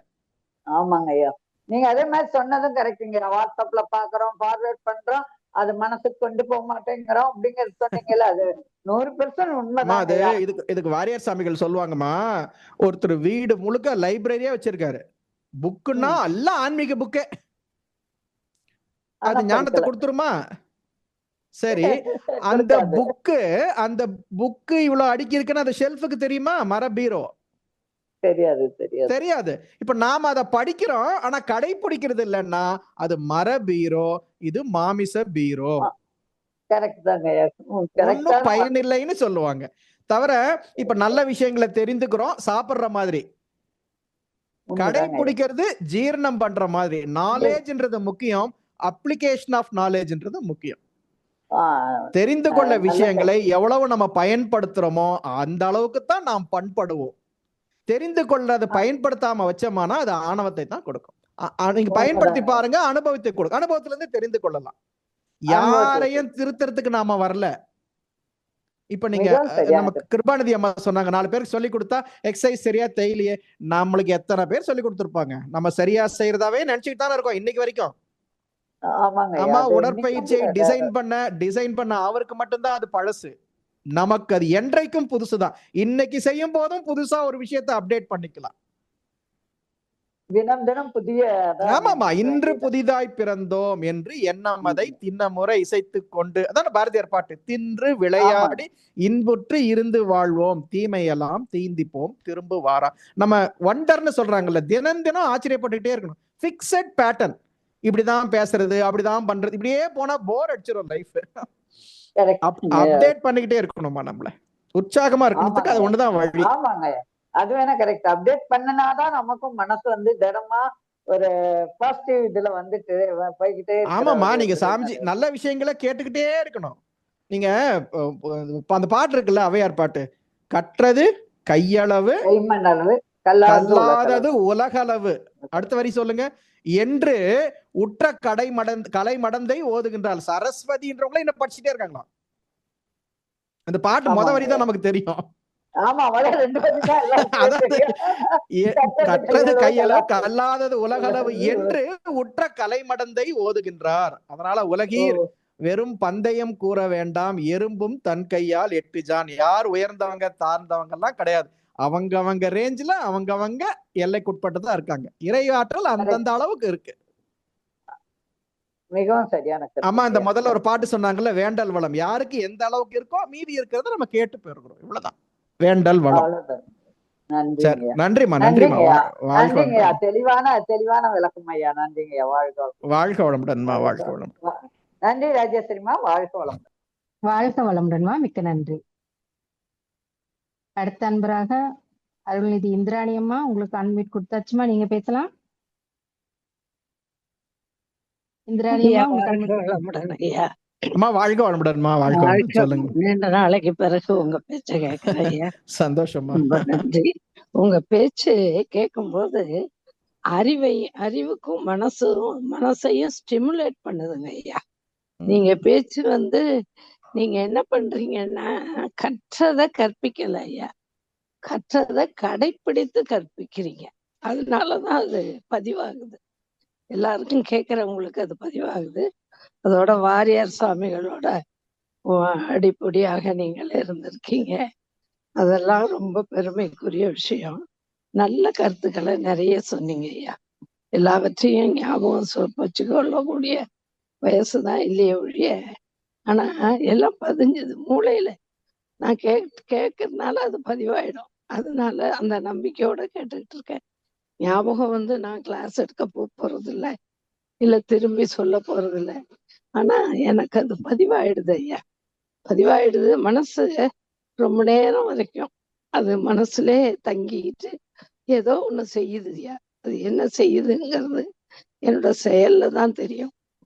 அந்த மாதிரி இருக்கு உங்களுடைய பேச்சு. மீண்டும் கேட்கணுங்கிற ஒரு ஆர்வத்தை தூண்டுது. அவ்வளவு அழகா தெளிவா அப்படி நீங்க சொல்றது இருக்கு பாருங்க, அத எப்படி சொல்றதுன்னு தெரியல. அந்த மாதிரி ரொம்ப நல்லா இருக்கு ஐயா. ரொம்ப நன்றி. அம்மா, இதெல்லாம் சொல்லுங்கம்மா. இதெல்லாம் பேசுறது, கேட்கறது, படிக்கிறது எல்லாமா உடனே கிளாஸ் எடுக்கிறதுக்கு நம்ம போயிடுறோம். இதான் சொன்னேன் நான். கேட்கறது நமக்கு நமது அறிவு மேம்பட, ஆணவம் கரைய. நீரளவே ஆகுமாம் நீராம்பல். நீர் எவ்வளவு, ஆமா, தான் கற்ற நூலளவே ஆகுமாம் நுண்ணறிவு. எவ்வளவு நல்ல நூல்களை படிக்கிறோமோ நம்ம அறிவை மேம்படுத்திக் கொள்ளத்தானே படிக்கிறோம். ஆமாமா, மேலை தவத்தளவே ஆகுமாம் தான் பெற்ற செல்வம். எவ்வளவு தவம் செய்திருக்கிறோமோ அதை படித்தான் நாம இன்னைக்கு இந்த ஜென்மத்துல அனுபவிக்கிறது. இதான் அவையார் பாட்டு. நீங்க நமக்கு ஞாபகம் மருதி இருக்குதுன்றத முதல்ல மறந்துருங்களேன், பிரச்சனை சால்வ் ஆயிடும். ஞாபகம் மருதி இருக்குன்னா ஞாபகமா வச்சிருக்கீங்க பாருங்க. ஆமா, ஞாபக சக்தி வந்து கிரியேட்டிவிட்டியா கொடுக்காது. பொய் சொல்றவங்களுக்கு தான் ஞாபக சக்தி வேணும். நமக்கு எந்த யார்கிட்ட என்ன சொன்னோன்னு ஞாபகம் வச்சுக்க வேண்டிய அவசியமே இல்லையே. உண்மைதானே சொல்ல போறோம். இந்த ஒரு குறையாட்டு நினைக்கிறதுனால எனக்கு எதுவும் கேள்வி குறை காணும் பழக்கமே வேண்டாம், அது அவசியமே இல்லை. தரமாட்டேங்குது. இதுல பிரச்சனை இல்லைம்மா. நம்ம சரியா கேட்கலையோ அப்படின்லாம் தோணு. சரி தப்பெல்லாம் இல்ல. நமக்கு இறையாற்றல் எந்த நேரத்தில் யார் மூலமாக எப்படி உணர்த்துமோ உணர்த்தும். நேற்றைக்கு நம்ம அறிவுக்கு தகுந்த மாதிரி ஒண்ணு உணர்ந்துச்சு, இன்னைக்கு ஒண்ணு இருக்கு, நாளைக்கு ஒண்ணு. நேற்றுக்கு ஒண்ணு பேசுனீங்களே, இன்னைக்கு ஒண்ணு. ஆமா, வளர்றோம்ல. ஆமா ஆமா. அப்ப குழந்தையா இருக்கும் போதே இருக்க முடியும். யாருக்கு நிரூபிக்க வேண்டிய அவசியம் இல்லம்மா. அது சரிங்க, நீங்க சொல்றது ரொம்ப. இன்னொன்னு ஐயா, அந்த அலமாரியில புத்தகம் வச்சிருக்கிறது சொன்னீங்களே, சாமி சொன்னது, வாரியார் சாமி சொன்னது. அது மரபீரா, இது மாமிசம். நான் ஆரம்ப காலத்துல ஒரு 30 வருஷத்துக்கு முன்ன நிறைய புக்கு எல்லா புக்கும் வாங்கிட்டேன் ஐயா. நல்லதம்மா. எல்லாம் ஓரளவு பேசுறதுக்கு இல்ல மன்றத்துல சொல்றதுக்கு படிச்சேன். அப்புறம் இப்ப படிக்கிறதுக்கான வாய்ப்பே முடியல. கண்ணு பார்வையெல்லாம் கம்மியாயிடுச்சு. பரவாயில்ல. அதனால படிக்க முடியல. இது அது ஒரு குறையா தெரியுது. நாம படிக்கலையோ அதெல்லாம் அதெல்லாம் ஒண்ணும் இல்ல. சொல்றதெல்லாம் நமக்கு தெரியுது அப்படின்னு எனக்கு ஒரு குறையாவே இருக்குங்க ஐயா. புத்தகம் இருக்கு நிறைய, ஒரு பீரோ ஃபுல்லா புத்தகம் இருக்கு. இருக்கட்டம்மா. பட் அத படிக்கிறதுக்கான கண்ணு பார்வை மங்கிடுச்சு. ரொம்ப ஸ்ட்ரெயின் பண்ணி படிக்க முடியல. அதெல்லாம் தேவை. நம்ம உடம்ப வருத்திக்க வேண்டியதே இல்ல. அந்த காலத்துல படிச்சிருக்கீங்கல்ல, எதுக்கு படிக்கிறோம்? தீய விஷயங்கள் உள்ளே போகாம இருக்கிறதுக்கு நல்ல விஷயம் படிச்சுட்டே இருக்கணும், அவ்வளவுதான். அந்த அறிவு கொடுக்க நம்ம இது நம்பிக்கை கொடுக்கறதுக்கு பதிலா குறைய கொடுத்தா நமக்கு அது அறிவு வரலன்னு அர்த்தம் இல்லைங்களா? அந்த காலத்துல அது சரி, இந்த காலத்துல இது சரி. அப்ப இருந்த ரெசிப்டிவிட்டியே இப்ப வரல. அவ்வளவுதான்மா. அது அந்த வயசு. நம்மை நாம் ஏற்றுக்கொள்ளுதல், நம்மை நாம் நம்முடைய லிமிடேஷன்ஸோட ஏத்துக்கணும். அதான் ஏற்புத்திறன். நம்ம இப்படி இருந்தோம்னா, குறை வச்சிருந்தோம்னா யார் பார்த்தாலும் நமக்கு அச்சா அவங்க நல்லா இருக்காங்களேன்னு தோணும். பொருந்தா உணர்வுன்னு சொல்றாங்கல்ல, நான் நல்லா இருக்கேன், நிறைவா இருக்கேன். அந்த பாடம் இருக்குல்லம்மா, என்னை நன்றாக இறைவன் படைத்தான். ஆமா, அத நம்ம என்னை நன்றாக இறைவன் அப்படி மனப்பாடம் இல்லம்மா. என்னை நன்றாக இறைவன் படைத்தனன், தன்னை நன்றாக தமிழ் செய்யுமாறு வாழ்க வளமுடன். அது சொல்லும் போதே அனுபவிக்கணுமா. ஆன்மாவுக்கு என்னமா நிறைவு தானமா வேணும். பரவாயில்ல அம்மா, இவ்வளவு பயிற்சி நமக்கு சொல்லி கொடுத்தாங்க. சாமிஜி கண்ணாடி போட்டுக்கிட்டாங்கல்ல, அப்ப கேக்குறாங்க என்னன்னா, இதெல்லாம் கண்டுபிடிக்கிறதுக்கு முன்னாடியே சரி செய்ய முடியாத அளவுக்கு எனக்கு கண்ணு போயிடுச்சு. இது வினை, இதை அக்செப்ட் பண்ணிக்கலாம். நீங்க உங்களுடைய அனுபவத்தை வாழ்த்துக்களாக சமுதாயத்துக்கு சொல்லுங்க, குழந்தைங்களுக்கு சொல்லுங்க. நீங்க பாட்டுக்கு வாழ்த்துக்கிட்டே இருக்கலாம். வாழ்த்த உங்ககிட்ட ஆற்றல் பெருகி கொண்டே இருக்கும். குறையே வேண்டாம். குறைய வேண்டாம். இன்னொன்னு சொன்னீங்களே ஐயா, வினைய ஏத்துக்கணும். ஓகே, ஏத்துக்குவோம். ஏத்துக்கனால அது வரத்தான் போகுது. ஆனா அதனுடைய துன்பத்தை தாங்க முடியலைங்களே ஐயா. ஆமா, அதான்மா, துன்பத்தை தாங்கிறது நாம நினைச்சுக்கிட்டு இருக்கிறோம். துன்பத்தை தாங்கணும் அப்படின்னு, தாங்க முடியாதுன்னு. இறைவனுக்கு தெரியும் இல்லைங்களா, கொடுக்கறவனுக்கு துன்பம் தாங்கம்மா. இப்போ குழந்தைங்களுக்கு அம்மா அப்பா சாப்பாடு கொடுக்குறாங்கன்னா அந்த உண்மையான அன்புடையவங்க எவ்வளவு தாங்கும்னு தெரியும் தானே. அப்ப கொடுக்கறவனுக்கு இது தாங்குமா தாங்காதான்னு தெரியாதா? இது சாமிஜி சொல்லுவாங்க, தாங்க முடியாத துன்பம்னா உடலையும் உயிரையும் இறைவன் பிரித்து விடுவான். நீயே படைத்த உடல் நீ காப்பை காவென்று நாயேன் உரைப்பதென்ன நியாயம். வைத்தவரை நீர் கேட்குமோ மரங்கள் நின்று, மரத்தை வச்சவன் தண்ணி ஊத்துவான். இந்த ப்ராவிடன்ஸ், இந்த இயற்கை நமக்கு என்ன வினை வேணுமோ அந்த மாதிரி அனுபவித்திருக்கு. நாம நமது வாழ்க்கையை மட்டும் பார்த்தால் நமக்கு துன்பம் வராதுமா. நாம என்ன நினைக்கிறோம், மற்றவர்களோட ஒப்பிட்டு நம்ம அதை நினைக்கிறதுனாலதான் நமக்கு சிக்கல்மா. அவங்கள மாதிரி நாம இல்லையேன்னு. இப்போ அவர்களுக்கு என்ன வினையோ அது அவங்களுக்கு பொருந்தும். நாம ஆஹா அவங்கள மாதிரி நமக்கு வாச்சிருந்தா, அவங்க நம்ம கூடயே இருந்திருந்தா 2 நாள் கூட தாக்கு பிடிக்க மாட்டோம். ஜாடி கேட்ட மூடி இரையாற்றல் கரெக்டா தான் போட்டிருக்கு. நமக்கு என்னமா குருநாதர், இப்படிப்பட்ட குருமார்கள் இருக்கிறாங்க, இதுக்கு மேல என்னமா இருக்கு? இந்த நிமிஷம் கண்ணை மூடுறோமா, பிரசன்ட் நல்லா இருக்கு, இறைவா நிறைவா வாழ்ந்துட்டேன், வினை தீர்ற வரைக்கும் மறுபடியும் பிறக்கத்தானே போறோம். 2வது முடிச்சிருக்கோம், ஆனுவல் லீவ் விட்டுருக்காங்க, மறுபடியும் 3வது வரத்தானே போறோம். அப்போதும் குருமார்கள் துணை இருக்கிறார்கள், நம்ம தனியா இல்லைங்களாம்மா. ஞானம்னா இதுதானம்மா. இறைவன் ஆன்மாவை விட்டு இறைவன் பிரியறானா, அதான் பிரியான்னு சொன்னாங்க, பிரான். சாமிஜி சொல்றாங்க, இறைவன் தான் எல்லாமாகவும் வந்திருக்கிறான், எப்ப எப்படி சேர்த்தணுமோ அவர் பாத்துக்கிறாரு. விளையாட்டை ரசிச்சு விளையாடுவோமே, அதெல்லாம் தனக்கோ பிறர்க்கோ துன்பம் தராம, ஏன்னா அது தீவினையை கொடுக்கும். ஏமா நம்ம வினைக்கே இவ்வளவு பாடுபடுறோமே, தீட்சை எடுத்த உடனே எல்லாத்தையும் கொண்டு சாமிஜி கிட்ட கொடுத்துட்டு தானே. ஆமா, என்னைக்காவது இத்தனை பேர் வினையை நான் எடுத்துக்கணும் ஏன்னு வருத்தப்பட்டிருக்காரம்மா? நம்ம அருள் தந்தைன்னு சொல்றோமே, நம்ம என்னைக்குமா அந்த நிலையை அடையிறது? நம்ம என்னைக்குதான் நம்ம ஜென்மம் முடியறதுக்குள்ள நல்லா இருக்குமா? நீங்க எல்லாம் எவ்வளவு வாழ்ந்திருக்கீங்க, நிறைவா இருங்க. இத்தனை புஸ்தகங்கள், ஞான நூல்களை அது சமுதாயத்துக்கு பயன்படும், என்னைக்காவது அடுத்த தலைமுறைக்கு பயன்படும். நான் சொல்லிட்டு இருக்கேன் ஐயா, யாருக்காவது கொடுக்க முடிஞ்சுன்னா இனிமே என்னுடைய காலம் அந்திம காலம். அப்படியெல்லாம் இல்லம்மா, நம்ம இந்த உடம்புக்கு அந்திம காலம். திரும்ப வரும்போது அதை சொல்றாங்கல்ல, படாத பாடுபடுதுங்க, என்னத்திய குணமோன்னா இல்ல போன ஜென்மத்தை விட கொஞ்சம் பெட்டரா தான் இவால்வ் ஆகி தான் வந்திருக்கு. நாம இன்னும் கொஞ்சம் பெட்டரா தான் வருவோமா. அதற்கு இந்த நினைவோட உள்ளுணர்வோட சாமி சொல்லியிருக்காங்க, இந்த ரூல்ஸ் இறை தத்துவம் தெரிந்ததுனால தீயதை விட்டு அல்லதை விட்டு நல்லதை சேர்த்து. ஆனா நமக்கு டைவர்ஷன்ஸ் வினை பாருங்க, எவ்வளவு சிக்கல்கள் நம்மளை சுத்தி இருக்கிறதெல்லாம். அப்படி இருந்தாலும் நாம எதை மட்டும்தான் குதிரை லாடம் கட்டின மாதிரி நமக்கு. அதுக்குதான் இந்த சிந்தனை எதுக்குமா? அல்லதை விடுங்க, இப்படித்தான் இருக்கு, அவர்களை குறை சொல்லாதீங்க, விழிப்பு நிலையோட இருங்க. இப்படி செய்தால், இதை பார்த்தால், இதை திரும்ப செய்தால் நமக்கு அது வினையாக வரும், அதை அனுபவிக்க இன்னொரு பிறவி வரும். அதை நாம தீவினையை சேர்த்து கொள்ள வேண்டாம்ன்றதுக்கு தான் இந்த சிந்தனை. ஆமாங்க ஐயா. ஓகே. ரொம்ப ரொம்ப சாமிஜி பேசும்போது எப்படி உடம்பு சிலிர்த்து அடங்குமோ அந்த மாதிரி ஒவ்வொரு வார்த்தையும் நீங்க பேசும்போது மனசுக்குள்ள ஒரு சொந்த புலகாங்கிதம் ஐயா. சந்தோஷமா, சந்தோஷம், சந்தோஷம். குருநாதர் அவருடைய கருணை தான். வாழ்க்கை. நன்றி அம்மா. வாழ்க்கை வளமுடன். மிக்க நன்றி. அடுத்த அன்பராக ஆண்ட்ராய்டு ப்ளூ ராய்டு, உங்களுக்கு அன்மியூட் கொடுத்தாச்சுங்கயா, மீண்டும் நீங்க பேசலாம்.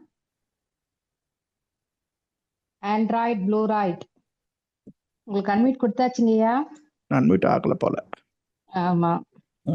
அடுத்த அன்பராக ஸ்ரீ ஆர்பிஎஸ், உங்களுக்கு அன்மியூட் கொடுத்தாச்சு, நீங்க பேர் சொல்லிட்டு பேசலாம். ஐயா வாழ்க வளமுடன். வாழ்க வளமுடன் சொல்லுங்க. ஐயா நான் வந்து ஸ்ரீ இங்க இதுல இருந்து கல்ஃப்ல துபாயில இருந்து பேசுறேங்க. சந்தோஷங்க, சந்தோஷம், சொல்லுங்க.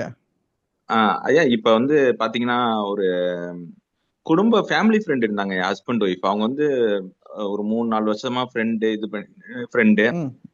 இப்ப ரீசெண்டா பாத்தீங்கன்னா நான் என்ன கண்டுபிடிச்சேன்னா, அவங்க வந்து ஆளுக்கு தகுந்த மாதிரி பேசுவாங்க. இப்ப உங்கள்கிட்ட பேசுறாங்கன்னா நீங்க தான் வந்து வேர்ல்டுலயே கிரேட்ன்பாங்க. இப்ப என்கிட்ட பேசுறாங்கன்னா என்கிட்ட தான் நான் தான் கிரேட்ன்பாங்க. ஆனா நான் வந்து உங்களுக்கு ஃப்ரெண்டா இருக்க தெரியாது, நீங்க வந்து எனக்கு ஃப்ரெண்டா இருக்க தெரியாது. இது தெரிஞ்சவனே நம்ம அவங்களுக்கு நிறைய நான் வந்து ஹெல்ப் பண்ணிருக்கேன். இது தெரிஞ்சவனே என்ன நம்ம இவ்வளவு முட்டாளா இருந்திருக்கோமே, நம்ம இவ்வளவு ஹெல்ப் பண்ணிருக்கோம், இவ்வளவு இது பண்ணிருக்கோம். நம்மள வந்து அதாவது உண்மையா ஃப்ரெண்டா இருந்து நம்மள்ட்ட வந்து ஹெல்ப் வாங்குறது வேற, நம்மள்ட்ட ஆக்டிங் பண்ணி நம்மள்ட்ட இருந்து வாங்குறது வேற அப்படின்னு தெரிஞ்சவனே வந்து ஒரு 6 மாசம் முன்னாடி ஒரு கோபமா வந்துச்சு, ஒரு சண்டை மாதிரி வந்துட்டு இப்ப இதா பேசுறது இல்லைங்க. ஆனா அது வந்து மனசுல நினைச்சுட்டு இல்ல. அதுக்கப்புறம் நான் நம்பரை டெலிட் பண்ணிட்டேன், இதை டெலிட் பண்ணிட்டேன். அப்புறம் வந்து அதை நினைச்சு ரொம்ப வந்து ஒரு வெறுப்புணர்ச்சி வந்துகிட்டே இருக்கு. இந்த ஒரு பிரச்சனை தாங்க, வெறுப்புணர்ச்சி வந்துகிட்டே இருக்குது. சமயத்துல நாள் முழுக்க அந்த திங்கிங் அப்படியே மண்டையில ஓடிக்கிட்டே இருக்குது. அதுல பாத்தீங்கன்னா அந்த ஹஸ்பண்ட் ஒய்ஃப்ல வந்து பாத்தீங்கன்னா அந்த பெண் வந்து ரொம்ப வந்து க்ளோஸ். அவங்க வந்து ஒரு கூட பிறக்காத தங்கச்சி மாதிரி, இது மாதிரி நம்ம நிறைய பழகிருப்போம், நிறைய கிஃப்ட் கொடுத்துருப்போம், இது பண்ணியிருப்போம். லிட்டரலா சொல்லணும்னா ஒரு பழி வாங்கணும்ன்ற எண்ணம் வந்து வந்துகிட்டே இருக்குதுங்க. அதை வந்து செயல்படுத்தல. பட் ஆனா அவங்கள வந்து இப்படி சொல்லிட்டாங்களே, ஒரு போன் நம்பர் இருக்கு, திருப்பி போன் பண்ணி திட்டுவோம், இல்ல வந்து ஏதாவது காயப்படுத்துவோம், இல்ல வந்து மத்த ஃப்ரெண்ட்ஸ்கிட்ட போய் சொல்லுவோம். ஆனா அதை செயல்படுத்தல. ஆனா அந்த எண்ணத்துல அந்த நாள் முழுக்க இருக்கேன். எனக்கு வந்து ஒரு நிறைவான வாழ்க்கை இல்லைங்க. அதனால இப்ப இவ்வளவு நேரம் சொன்னதெல்லாம் அதானுங்கய்யா. அது கெட்டதுன்னு தெரிஞ்சு போச்சுன்னா அதையே நம்ம ஞாபகம் வச்சுக்கணும். எங்கேயோ போனோம், சாக்கடையில கால் விட்டுட்டோம், மேல எழுந்தோம், வாஷ் பண்ணிட்டு வந்துட வேண்டியது தானே. நம்ம ஆக்ஷன் ரீப்ளே எப்படி தெரியுமா காலை வச்சோம், எப்படி தெரியுமா இதாங்க நம்ம சிக்கல. இன்னைக்கு என்ன சொன்னோம், தீய நினைவுகளை எல்லாம் விட்டுடுங்க. நம்ம வினை இருந்தது, அவங்க கூட பார்த்தோம், அனுபவிச்சோம், அருமையான பாடம் நடத்தினாங்க எப்படி வாழக்கூடாதுன்னு சொல்லி. அவங்க ஆளுக்கு தகுந்த மாதிரி வாழ்றது அவங்க வேலையா இருக்கலாம், அது உண்மையா இருக்கலாம், நம்ம பார்வையில மாறி கூட இருக்கலாம். அப்படி உண்மையா இருக்கிற பட்சத்துல அவங்கள நாம ஏன் எடை போடணும்? இப்படி நாம இருக்கக்கூடாது அப்படின்ற பாடத்தை அவங்க வாழ்க்கையே தியாகம் பண்ணி நமக்கு சொல்லி கொடுத்துருக்காங்க. Great lesson. Learn the experience, learn the lesson, forget the experience. அதாமா அது இருக்கும். நமக்கு என்னன்னா நமக்கு பழக்கம், அது திரும்ப திரும்ப திரும்ப. அவங்க ஒரு தடவை தானே ஏமாத்தினாங்க. ஆமா. எப்ப ஏமாத்தினாங்க? இது நடந்து கிட்டத்தட்ட 7-8 மாசம் ஆச்சுங்க. ஒரு தடவை தான் ஏமாத்தினாங்க. நிகழ்ச்சி ஒரு தடவை தான் நடந்தது. நம்ம வினை இருக்குமானால் அதை அனுபவிக்கத்தான் வேணும். நமக்கு வினை இருந்தது, அவங்களுக்கு வினை இருந்தது, நடந்தது. பெயின், வலி என்பது தவிர்க்க முடியாது. Pain is mandatory. ஒரு தடவை நடந்தது. நீங்க 7-8 மாசமா ரிப்பீட் சினிமா மாதிரி ஓட்டிட்டே இருக்கும் பாத்தீங்களா? வலி ஒரு முறை தான் வந்தது. சஃபரிங்ஸ் அது ஆப்ஷனல். நீங்க அவங்கள மறந்துட்டு வேற நல்ல விஷயங்கள் உலகத்துல அவங்க கூட மட்டும்தானா பழகுனீங்க? இல்ல. அது எல்லாமே நமக்கு ஞாபகம் வரலைங்களே. நம்ம மனிதர்கள், நமக்கு பழக்கம், எது நடந்தாலும் 1000 நல்ல விஷயங்கள் சொன்னா மனசுல பதியறது இல்ல. ஒரு தீய விஷயம் மட்டும் ரிப்பீட் ஆகுது. இப்ப நீங்க அது உங்களுக்கு நல்லது பண்ணிருக்கா, கெட்டது பண்ணிருக்கா? நல்ல ஒரு அனுபவம் தாங்க. இனிமேல இப்படி இருக்க கூடாது. இல்ல அத பத்தி நினைக்கிறது கெட்ட நினைவு தானே. எனக்கு இது வேண்டாம், இந்த எண்ணம் ஏன் வந்தது? இது சொல்லாக செயலாக மாறினால் எனக்கோ பிறர்க்கோ வினை முடிஞ்சது இல்ல. ஆமா. தேங்க்யூ, கோ இன் பீஸ், நல்லா இருங்க, வாழ்க வளமுடன், வேலையை பார்த்துன்னு போங்க. அவங்கள பத்தி நீங்க நம்ம ஆன்மீகத்துல மேம்பட்டு இருக்கிறோமா, பரீட்சையில மேம்பட்டு இருக்கிறோமான்னு ஒரு டெஸ்ட். நீங்க உங்க இயல்பில் எப்பயாவது அந்த சிந்தனை வருது, அவங்க மேல என்ன உணர்ச்சி வருது, கோபம் வருதா, வெறுப்பு வருது, அப்ப நாம பயிற்சி பண்ணணும். நீங்க சந்தோஷமா இருக்கிறது இப்ப யார்கிட்ட இருக்கு? என்கிட்ட தான் இருக்கு. இல்லையா? இப்ப அவங்கள நினைச்சா கோபம் வருதுன்னா உங்க ரிமோட் யார்கிட்ட இருக்கு? அவங்கள்ட்ட இருக்கு. அப்ப அங்க வந்தா கூட இங்க இருந்து என்ன பண்ணணும்? பாவம், இவ்வளவு பெரிய நட்பை கூட அவங்க இழந்துட்டாங்க, பரிதாபத்துக்குரியவர்கள் தானே. இப்ப சாமிஜி சொன்னாங்களே, இப்படி எல்லாம் என்ன பேசுறீங்களே இறைவா, இந்த பாவினை வராமல் அவர்களையும் காப்பாற்றுன்னு வேண்டிக்கணுமா. நம்ம அப்படி போகாட்டியும் பரவாயில்ல, நான் கத்துக்கிட்டேன், தேங்க்யூ தேங்க்யூ தேங்க்யூ. நமக்கு நம்ம வினையை எடுத்துக்கிட்டாங்க இல்லைங்கய்யா.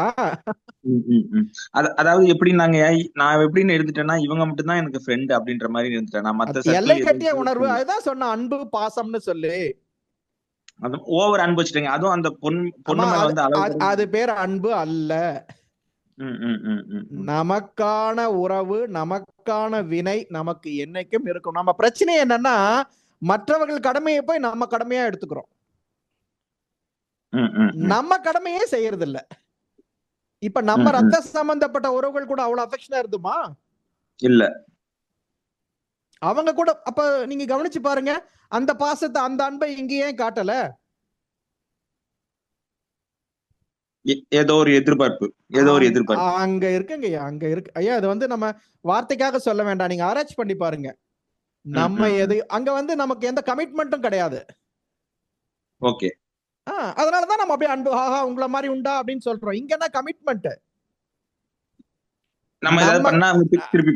நம்ம கர்மிக் ஆப்ளிகேஷன்ஸை நம்ம விடவே முடியாதுங்க, செய்யத்தான் வேணும். இன்னொன்னு, இந்த கிஃப்ட் கொடுக்கறது, கிஃப்ட் வாங்குறது, இதெல்லாம் வினை. நீங்க கிஃப்ட் வாங்குறீங்க அப்படின்னா அது எதிர்பார்ப்போட கொடுக்கப்பட்டதுதானே. உங்ககிட்ட அந்த கிஃப்ட் கொடுக்க வேண்டிய அவசியம் என்ன? உங்ககிட்ட இல்லவே இல்லையா? ஏதோ ஒரு அது அந்த பழக்கங்களே தவறு சரின்றதுக்குள்ள போகல. கிஃப்ட் வாங்கினா வினை, கிஃப்ட் கொடுத்தா அதை விட பெரிய வினை. இல்லாதவர்களுக்கு கொடுக்கணும். இப்ப நீங்க கொடுத்த கிஃப்ட் அவங்களால வாங்க முடியாதா? முடியும் ஐயா. நம்ம வினை விளைவை நல்லா ஞாபகம் வச்சுக்கணும். பிறர் துன்பம் போக்குவதற்காக ஒரு பொருளை கொடுக்கறீங்க, அதற்காக அறிவை பயன்படுத்துறீங்க, அது பிறர் துன்பம் போக்குதல், வினையை போக்கலாம். நம்ம வந்து யார்கிட்ட நிறைய இருக்கோ அவங்களுக்கு தான் கொண்டு போய் கொடுக்குறோம் கிஃப்ட், நம்மளுடைய பெருமையை காட்டுவதற்காக. ரொம்ப சிம்பிள். நல்ல வேலை, இதோட தப்பிச்சோம், தேங்க்ஸ்னு போயிட்டு வேலையை பாருங்க. 7 மாசம் வாழ்க்கை வீணா போச்சு இல்ல? கண்டிப்பாங்க ஐயா. இப்ப ரெண்டே இப்ப வந்து இத வந்து மன்னிச்சுட்டு மறந்துட்டு மூவ் ஃபார்வர்ட் பண்ணுங்க. இன்னொன்னு வந்து மனசுல வந்து திருப்பி வந்து இவங்க வந்து நம்மள்ட்ட பேசுவாங்க, அவங்களோட ஏதோ ஒரு போட்டோவையோ ஏதோ பாக்குறப்ப அந்த பற்று இன்னும் அப்படியே இருக்குதுங்க. இவங்க வந்து திருப்பி வந்து பேசுவாங்களா, இது பண்ணுவாங்க. தவம் பண்ணுங்க, பயிற்சி பண்ணுங்க, அகத்தாய்வு பண்ணுங்க. அவங்க அப்படியே பேசினாலும் உங்க சுதந்திரத்தை யார் ஒருவர் எடுத்துக்கொள்கிறார்களோ அது அன்பு கிடையாது, பொசசிவ்னஸ் தான். யாருடைய சுதந்திரத்தை நீங்கள் எடுத்துக்கொண்டாலும் அது அன்பு கிடையாது. இன்னும் சொல்ல போனா, பயம் இருக்கிற இடத்துல அன்பு வராது, அன்பு இருக்கிற இடத்துல பயம் வராது. நீங்க அன்புன்னு சொன்னதே வந்து அது உண்மையான அன்பா இருக்க வேண்டிய அவசியம் இல்லை. இன்னொன்னு, நம்ம மாற்றி கூட புரிந்துக்கலாம், அவங்க வேற நோக்கத்துல கூட இருக்கலாம். பொருந்தலையா, தேங்க்யூ, வாழ்க வளமுடன், அவங்க பேசினா கூட வாழ்க வளமுடன் போங்க. அந்த மாதிரி பொசசிவா ஒரு ப்ராப்ளமேட்டிக் ரிலேஷன்ஷிப்பை பிரேக் பண்ணிட்டு போயிட்டே இருங்க. ஒரு பொருளை கொடுத்தால்தான், ஒரு செயலை செய்தால்தான் உறவு நிலைக்கும்னா, அது செய்யலைன்னா உறவு போயிடும். அப்ப செயலும் போய் பணமும் போய் உறவு போறதுக்கு ஆரம்பத்திலேயே போனா தேங்க்யூ, நல்லது, வாழ்க வளமுடன். வெறுக்க வேண்டாம். இன்னல் புரிவோர் எதிரிகளாய் நினைப்போர் எவரேனும் இருந்தால் அவர்களும் மனம் திருந்தி நல்வாழ்வு பெற கருணை உள்ளத்தோடு வாழ்த்துங்க. வாழ்த்த வாழ்த்த வாழ்த்த அந்த லிங்க் தானா சரியா போயிடும். ஒண்ணு அவர்கள் வருந்துவார்கள், இல்ல திருந்துவார்கள். நமக்கு பாதிப்பு வராது. சரிங்க ஐயா. இப்ப நீங்க உங்க பேச்சுல சொன்னீங்க ஒருத்தங்களை விரும்புறது வந்து உடல் அளவுல இருக்க கூடாது, ஆன்மாவை தான் விரும்பணும் அப்படின்னு. உடல் அளவுல விரும்பினா இந்த பிரச்சனை தான். ஐயா உடல் அளவுலன்னா எந்த உடல் அளவுல விரும்புவோம்? நம்ம எதிர்பார்க்கிற அழகு, இளமை இதெல்லாம் இருக்கிற வரைக்கும் தானே. அது நிரந்தரம் கிடையாது. முழுமை பெற்ற காதல் என்றால் முழுமை வரை கூட வரும்னு சொன்னாங்க. இன்னைக்கு இருக்கிற பிரச்சனைகள் அதானே, வெறும் இன்ஃபாக்சுவேஷன் தானே. கண்டிப்பா இது வந்து நீங்க உடல் அளவுன்னு சொல்றத வந்து நான் இப்படின்னு எடுத்துக்கலாங்க. ஒருத்தவங்கள்ட்ட பொருளாதாரம், அவங்களோட ஸ்டேட்டஸ், அதை வச்சு விரும்புறது. ஆமாங்க, அதுக்கு பேரு அன்பு கிடையாதுன்னு சொல்றேன். எக்ஸ்பெக்டேஷன்ஸ். ஓகே, அந்த பொருளாதாரம் மாறி போச்சு. ஆன்மான்றது என்னதுங்க? ஆன்மா வேற, இறைவன் வேறங்கய்யா. இது ஜீவான்மா, அது பரமான்மா. விரும்புறதுன்னா என்ன? அன்பு செலுத்துறது. அன்பு செலுத்துறது. ஓகே, வெறுக்க கூடாது முதல்ல, அதான் ஃபர்ஸ்ட் பாயிண்ட். எல்லாத்தையும் நீங்க சொல்றத பார்த்தா எல்லாத்தையும் ஆன்மாவை வச்சு அவங்க வந்து அன்பு செலுத்தணும். ஆமாங்கய்யா, அதானங்க. நீங்க பார்க்கும் போதே வந்து இந்த உருவம் இந்த இப்படிதானே பாக்குறோம். உள்ளுணர்வுன்றது என்னதுங்கய்யா? எல்லாமே இறைநிலையின் தன்மாற்ற சரித்திரம். அந்த வினைக்கு ஏத்த மாதிரி அந்த உடம்பு, வினை போகமே தேகம்.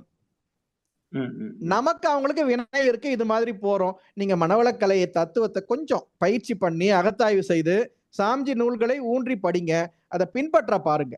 இது வார்த்தைகள் எல்லாம் விளங்க முடியுமான்னா இல்ல. புரியுதுங்க. சரிங்களா? ஒரு நல்ல ஒரு தெளிவு கிடைச்ச மாதிரி, ஒரு ஞானம் கிடைச்ச மாதிரி இருக்குதுங்க. நான் பண்றேன். உங்க நம்பர் இருக்குது, நான் கூப்பிடுறேங்க. ஃப்ரீ டைம் பண்ணுங்க. ரிலாக்ஸ்டா இருங்க. கில்ட் வரக்கூடாதுங்க, குற்ற உணர்ச்சி வரக்கூடாது. புரியுது. குற்ற உணர்ச்சி காரணம் என்னன்னா, நான் செய்த, என்னை செய்தார்கள், நான் செய்யல. நம்ம நினைச்சு இந்த விரல கூட தூக்க முடியாது. ஓகே, எல்லாம் இறையாற்றல் நடத்துகிறது. நேத்து கத்துக்கிட்டோமா அந்த பாடத்தை கத்துக்கிட்டு, ஓகே ஃபர்கிவ் யுவர்செல்ஃப். முதல்ல உங்களை மன்னிச்சிருங்க.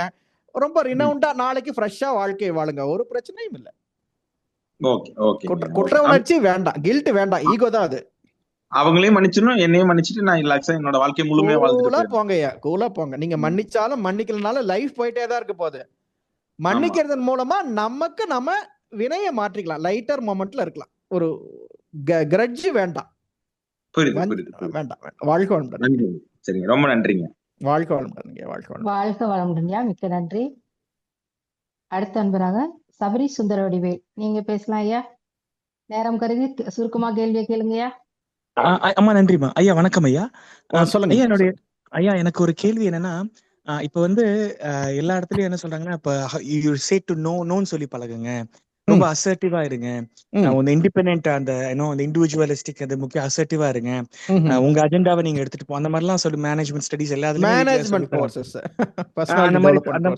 அந்த மாதிரி சொல்றாங்க ஐயா. இப்ப வந்து நம்ம வந்து ஒரு யதார்த்தமா ஒருத்தங்க கிட்ட மனசு விட்டு பேசினாலோ, இல்ல யாரும் தெரிய ஸ்டேஜர் கூட வாங்கன்னு ஒரு நம்ம பேச்சு, பணம் எதுவும் கொடுக்கல, பட் அப்படி பேசினாலும் அது வந்து குடும்பத்திலே ஒத்துக்க மாட்டேங்கிறாங்க. எதுக்கு நீங்க அவங்க கிட்ட எல்லாம் பேசுறீங்க, ஒரு ஆட்டோ டிரைவர் கூட எல்லாம் பேசாதீங்க, உங்களுக்கு அட்வான்டேஜ் எடுத்துப்பாங்க, உங்களுக்கு யூஸ் பண்ணிப்பாங்க, அந்த மாதிரி சொல்ல. அதாவது அந்த மாதிரி நம்ம யதார்த்தமா இருந்தா நம்மள முட்டாள்னு தான் சொல்றாங்க, பைத்தியக்காரங்க தான் சொல்றாங்க.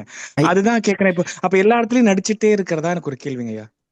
எது அர்த்தம்னு தெரிஞ்சுக்கிட்டா யதார்த்தமா இருக்கலாங்கய்யா, ஒரு பிரச்சனை இல்ல. சிக்கல் என்னன்னாங்கய்யா, அன்பு காட்டுறதே எனக்கு லக்ஸூரி ஆகி போச்சு பாத்தீங்களா. இதுக்குதான் குருநாதர் சொல்றத ஃபாலோ பண்ணுங்க. நம்ம அன்பு காட்டுறதுனால மத்தவங்க நம்மள ஒத்துக்கணும்னோ அத அவங்க அப்ரூவ் பண்ணணும்னு அவசியம் கிடையாது.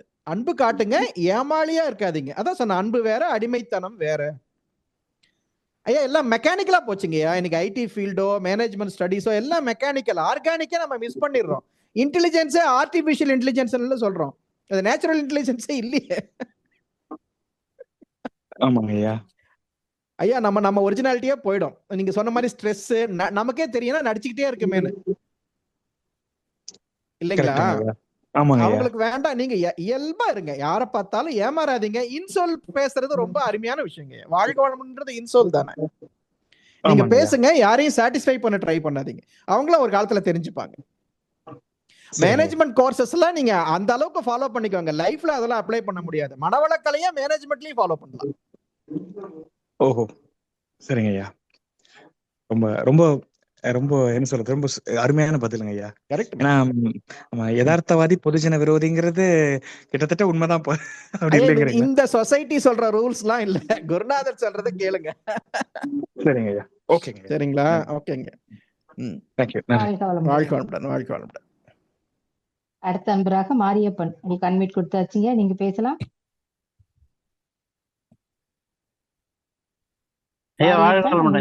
வாழ்க்கை வளமுடன், சொல்லுங்க.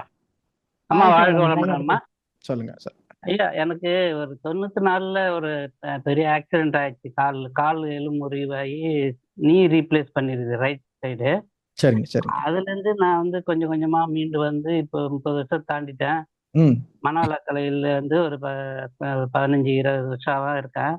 சந்தோஷம். எனக்கு இந்த இப்ப இருந்தாலும் பயிற்சி எல்லாம் செய்யறேன். நானு வஜ்ராசனம் மட்டும்தான் போட முடியாது. பரவாயில்ல.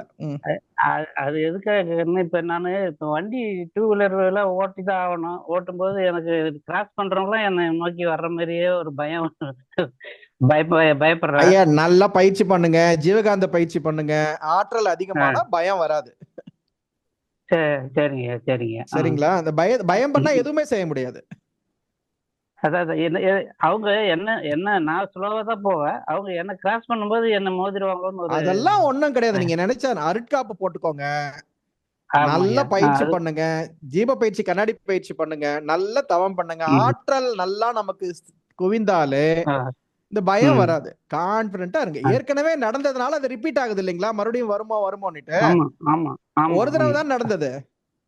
ஒரு தடவை தான். அதான் இப்ப முன்னாடி ஒரு நண்பருக்கு சொன்னமே, ஒரு தடவை தான் நடந்தது. திரும்ப திரும்ப அது 30 வருஷமா சுமந்துகிட்டே இருக்கும். பாத்தீங்களா? 30 வருஷமா எத்தனை நல்ல விஷயங்கள் நடந்தது. நான் அப்போது வந்தது, நான் மனவளக்கலையில இருக்க, இறையருளும் குருவருளும் துணை புரியும். ஃபர்ஸ்ட் வண்டி எடுக்கும் போதே அருட்காப்பு போட்டுக்கோங்க, நிறைவா இருங்க. ஒரு பிரச்சனையும் கிடையாதுங்க. வாழ்க்கை வளமுடன், பயப்படாதீங்க. இன்னொரு கேள்வி ஐயா, ஐயா இந்த பவர் பாயிண்ட் ஸ்பீச் நடுவுல சொன்னீங்க பஸ் ஸ்டாப்ல நின்னுட்டு மனவளக்கலை பத்தி சொல்லுங்க. அப்படி இல்ல, சொல்லுங்க. அப்படி இல்ல, சாமிஜி சொன்னாங்க பஸ் ஸ்டாப்ல ஒருத்தர் நின்று இருப்பாரு, யாருன்னா ஒருத்தர் கேட்பாரு, ஏங்க இந்த மனவளக்கலைக்கு எல்லாம் போறீங்களா, அதை பத்தி கேளுங்கன்னா சொல்லாதீங்கன்னாரு. ஏன்னா அவங்க ரொம்ப தெரிஞ்சுக்கிறதுக்கு எல்லாம் கேட்கல, டைம் பாஸ். பஸ் வரதுக்கு லேட் ஆகுதுன்னு கேக்குறாங்க. பஸ் வந்தா கிளம்பி போயிடுவாங்க. அப்படி எல்லாம் சொல்ல வேண்டியது இல்ல. நானு யார் கேட்டாலும் சொல்லிடுவேன். இத பத்தி எல்லாம் கொஞ்சம் விளக்கமா சொல்லுவேன். அதெல்லாம் சொல்லுங்கய்யா, கேக்குறவங்களுக்கு சொல்லுங்க. இன்னொன்னு, உங்ககிட்ட இருந்து இதுதான் சொல்லப்படும், இத பத்தி தான் பேசுவீங்கன்னா 2 விஷயம். ஒண்ணு, அச்சோ எப்ப பார்த்தாலும் அறுக்குறாங்கன்னு நம்ம பக்கத்துல வரமாட்டாங்க. வரவங்க பயன்பெறுவாங்க. இப்ப நம்ம கிட்ட இருந்து சொல்றது பிறர் கேட்பதற்காக அல்ல, நம்ம கிட்ட இருந்து நல்ல அலைகள் பரவிக்கொண்டே இருக்கணும். அவ்வளவுதாங்க. அவ்வளவுதாங்க.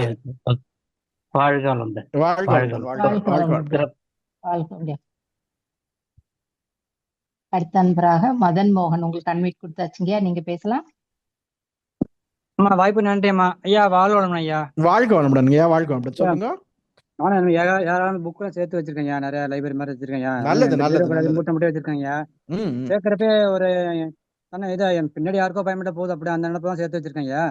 ஆனா படிக்க அனைத்தையும் ஞாபகத்துல 1-2 யூசேஜ் வர மாட்டேங்குது. எனக்கு அதுக்குன்னு எதுவும் பயிற்சி உண்டாயா? எல்லாத்தையும் படிக்கிறோம். நம்ம தவம் பண்ணா ஆகினை பண்ணா வருமேங்கய்யா. ஞாபகம் வச்சுக்கணும். ஐயா ஞாபகம் வச்சுட்டு என்ன பண்ண போறோம்? அந்த கருத்துக்களை தெரிஞ்சுக்கோங்களேன். பிறர் சொல்றதுக்கு நீங்க முதல்ல ஊறிட்டா உங்க பேர் என்னன்னு ஞாபகம் வச்சுக்கிறீங்களா? உங்க பேரண்ட்ஸ் பேர் என்னன்னு மனப்பாடம் பண்ணுவீங்களா? ஸ்ட்ரெஸ் இல்லாம நம்ம படிக்கிறது, அதை தெரிந்து கொள்வதற்கு கடைபிடிக்கிறதுன்னு படிச்சா பிரச்சனை இல்ல. இத படிக்கும் போதே மத்தவங்களுக்கு சொல்லணும்னா அலைச்சூழலே மாறிடும். வாங்கி படிக்கணும். சரிங்க. நீங்க படிக்கிறத என்ஜாய் பண்ணுங்க, ஞானத்தை பெறுவதை என்ஜாய் பண்ணி படிங்க. அது தானா வெளியே போட்டோம். கொட்டாவி விடுற மாதிரி அது தானா வெளியே போட்டோம். நீங்க ட்ரை பண்ணி சொன்னீங்களானா அது எப்படி தெரியல. சரி, வாய்ப்பு நன்றி ஐயா. வாய்ப்பு நன்றி. வாழ்க வளமுடன். மிக்க நன்றி. அடுத்த அன்பராக கவிதா ஸ்ரீனிவாசன், நீங்க கேள்வி கேட்கலாமா? கொடுத்தாச்சுமா? வாழ்க வளமுடன்மா. வாழ்க வளமுடன், சொல்லுங்க ஐயா. நிறைய கருத்துங்க எனக்கு சொல்ல தெரியல, பிகாஸ் நான் பெங்களூர் தமிழ்ல. பட் எவ்ரிடே 11 o'clock மிஸ் பண்ணாம பாக்குவேன். பட் எனக்கு எவ்ரிடே இது ஒரு மெடிசன் மாதிரிங்க ஐயா. இன்னைக்கு ஏதோ ஒரு இப்படி உங்களால ஏதோ ஒரு வார்த்தை என்னோட ப்ராப்ளம் ஆயிடும். அம்மா மெடிடேஷன் தான் மெடிகேஷன். மெடிடேஷன்றது தான் மெடிகேஷன்.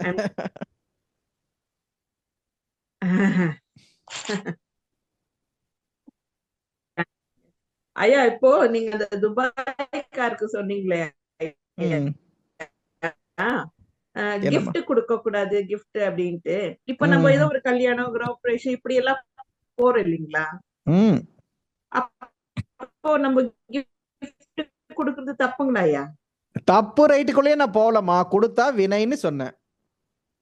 கொடுத்தாலோ வாங்கினாலோ வினைன்னு சொன்னேன். ஆமா, கேக்குதுங்களா? உங்களுக்கு வாய்ஸ் பிரேக் ஆகி வருதுன்னு நினைக்கிறேன். அம்மா கிஃப்ட் கொடுத்தாலும் கிஃப்ட்னு இல்லம்மா, எதுவா இருந்தாலும் தன் தேவைக்கு ஒருத்தர்கிட்ட வாங்கினா வினைதான். ஆமா ஆமா, கேக்குது. உங்க வாய்ஸ் பிரேக் ஆகுது. ஹலோ, கேக்குதுங்களா? உங்க வாய்ஸ் பிரேக் ஆகுதுமா? ஆமாம்மா, உங்க வாய்ஸ் பிரேக் ஆகுதுன்னு நினைக்கிறேன். அம்மா நீங்க கேட்டுக்கோங்க, அப்புறம் கேட்டுக்கோங்க. நம்ம தேவையில்லாமல் ஒருத்தருக்கு கிஃப்ட் கொடுத்தாலோ வாங்கினாலோ வினை, அவ்வளவுதான். நீங்க கொடுக்கணுமா? சாம்ஜி புக்க கொடுங்க, அவர்களுக்கு பயன்படுற மாதிரி விஷயங்களை கொடுங்க. ஐயா அவங்க வெளில போயிட்டாங்க. ஓகேமா ஓகேமா, வாழ்க வளமுடன். அடுத்தது வாழ்க. அடுத்தது உமையாலம்மா, உங்களுக்கு அன்மிட் கொடுத்தாச்சுமா, நீங்க பேசலாம். ஆமா, வாழ்க வளமுடன். வாய்ப்புக்கு நன்றிமா ஐயா. வாழ்க வளமுடன். வாழ்க வளமுடன்மா. வாழ்க வளமுடன், சொல்லுங்கம்மா. ஐயா நீங்க சொன்னீங்கல்லங்க ஐயா, அந்த வாரியார் சுவாமிகள் வந்து கடை கொடியில இருந்த ஒருத்தவங்களுக்கு ஆப்பிள் ஜூஸ் கொடுத்தாங்க அப்படின்னு சொன்னீங்கல்ல ஐயா. அது வந்து ஜூஸ் மட்டும் இல்ல, அவங்களுடைய கருணை, அன்பு எல்லாமே அதுல இருந்திருக்கு. அவங்களுக்கு தேவை அப்படின்னு தோணுச்சுங்க. அம்மா மகான்கள் செயலுக்கெல்லாம் நம்ம சொல்ல முடியுமாமா? அப்பா, அவங்க பார்வையே நம்ம ஒரு அருட்பார்வைன்னு சொல்றாங்கல்லம்மா, அந்த பார்வையே நம்ம எத்தனையோ வினைகளை போக்கிடுமா. அந்த கருணை, அந்த அன்பு எதுக்குன்னா பெரும் பணக்காரர்களுக்கு அப்படி கொடுக்கணும்னு இல்ல, அவங்க யாருக்கு வேணுமோ அப்படி கொடுத்தாங்க. நீங்க சொன்னது உண்மை. அந்த அன்பு, அருள், அதுதான்மா. புரியுதுங்கய்யா, புரியுதுங்கய்யா. சரிங்கம்மா, நன்றிங்க. சிறப்பையா. வாழ்க வளமுடன். வாழ்க வளமுடன். அடுத்தது மாரிமுத்து ஐயா, உங்களுக்கு அன்மிட் கொடுத்தாச்சியா, நீங்க பேசலாம்.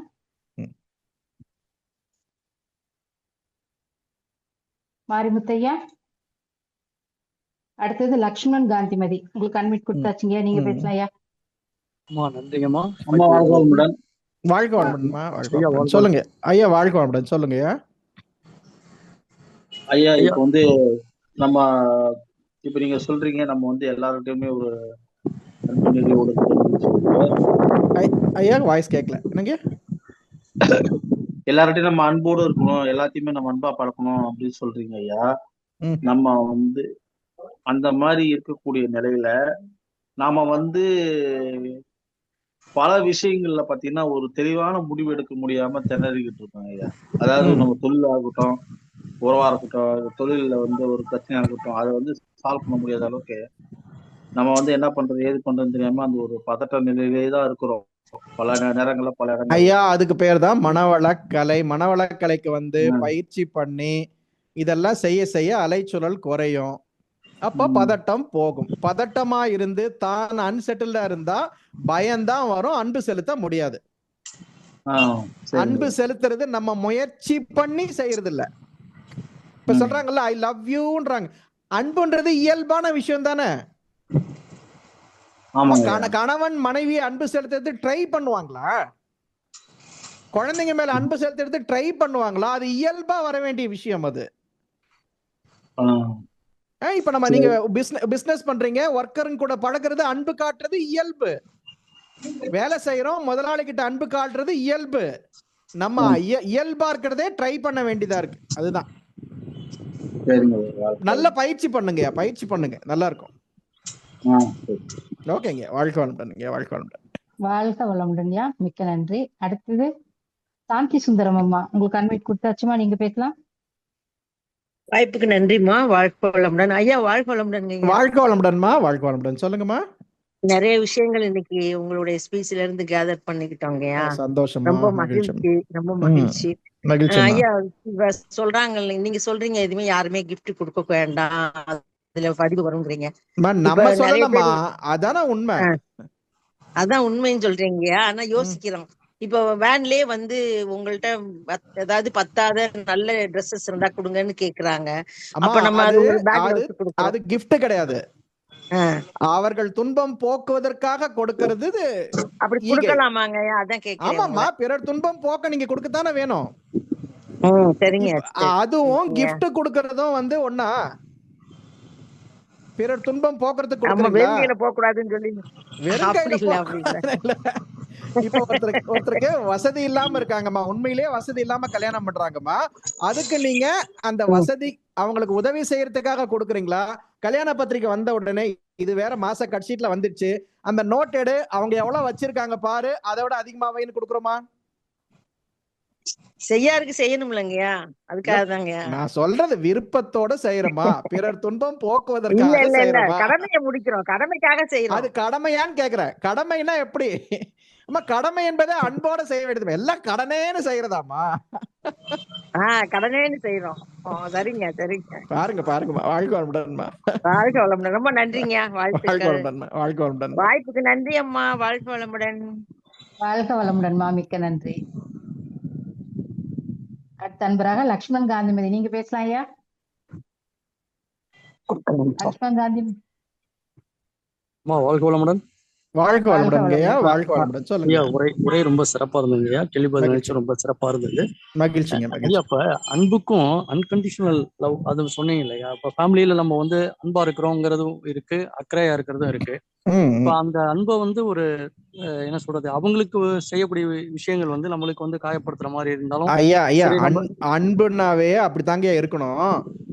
அந்த வார்த்தைக்கு அர்த்தம் அதான். இப்ப நாம எதிர்பார்ப்போட வச்சதுனால ஒரு வார்த்தையை மாத்த வேண்டியதா இருக்கு. கண்டிஷனல் லவ், எதிர்பார்ப்பு இல்லாம செய்யறது அன்கண்டிஷனல் லவ்னு. உண்மையான அன்பே வந்து எதிர்பார்ப்பு இல்லாம செய்யறது தானுங்கய்யா. கரெக்டுங்க ஐயா.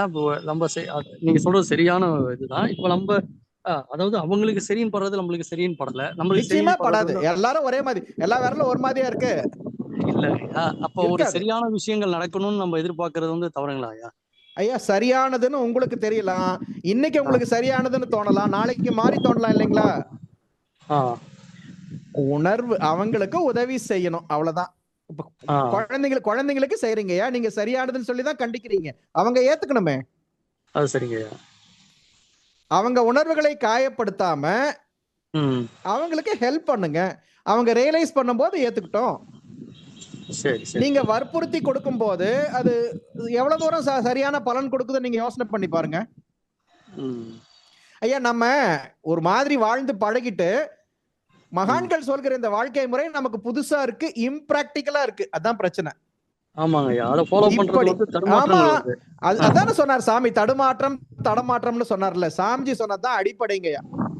தனக்கோ பிறர்க்கோ தற்காலத்திலோ பிற்காலத்திலோ அந்த பேஸ் வச்சுக்கோங்க, அதன்படி ஃபாலோ பண்ணுங்க. நம்ம சொல்றத கேக்குறாங்களா பரவாயில்ல, கேட்கலையா பரவாயில்ல, அதுவும் காட்ஸ் கிரேஸ்.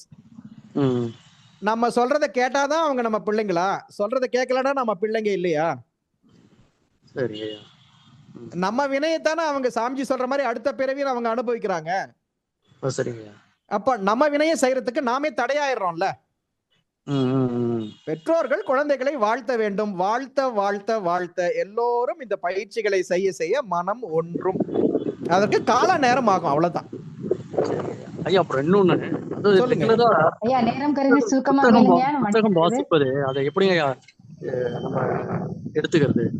புத்தகம் வாசிக்கிற பழக்கம் அது இருக்குது, பட் அக்கேஷனலா படிக்கிறோம், இது பண்றோம், கேள்வி நம்ம இப்ப இந்த இதெல்லாம் கேட்கறத வந்து நம்ம கேட்டுக்கிறோம், பட் புக்ஸ் படிச்சு அதை நாலேஜபிள் இது பண்றது, ரெகுலரைஸ் பழக்கம் பண்றது எப்படிங்க ஐயா? படிக்க முடியலன்னா படிச்சவங்க சொல்றதை கேட்டுக்கலாம், ஆனா படிக்கிறது நல்லது தானங்கய்யா. நல்ல புஸ்தகங்களை படிங்களா. இப்பதான் எல்லாரும் இப்ப எல்லாம் இ புக்கா வந்துருச்சு இல்ல, மொபைல்லே இருக்கு. படிக்கும் போது வேற எந்த தீய சிந்தனைகளும் வராம இருக்கு இல்லைங்களா? நல்லதை படிச்சாக்க. கண்டிப்பாங்க. ஆமாங்க, படிக்கிறதே ஞானத்தை கொடுத்துறாது. பட் படிச்சா தீவினை அகலாம அந்த பொழுதை பயனுள்ள வகையில பண்ணிக்கலாம், நல்லதை படிச்சா.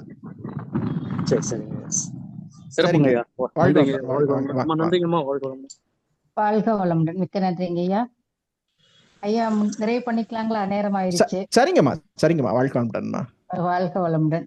நம் கடமை அறவாழ்வின் நாட்டத்தே சிறக்க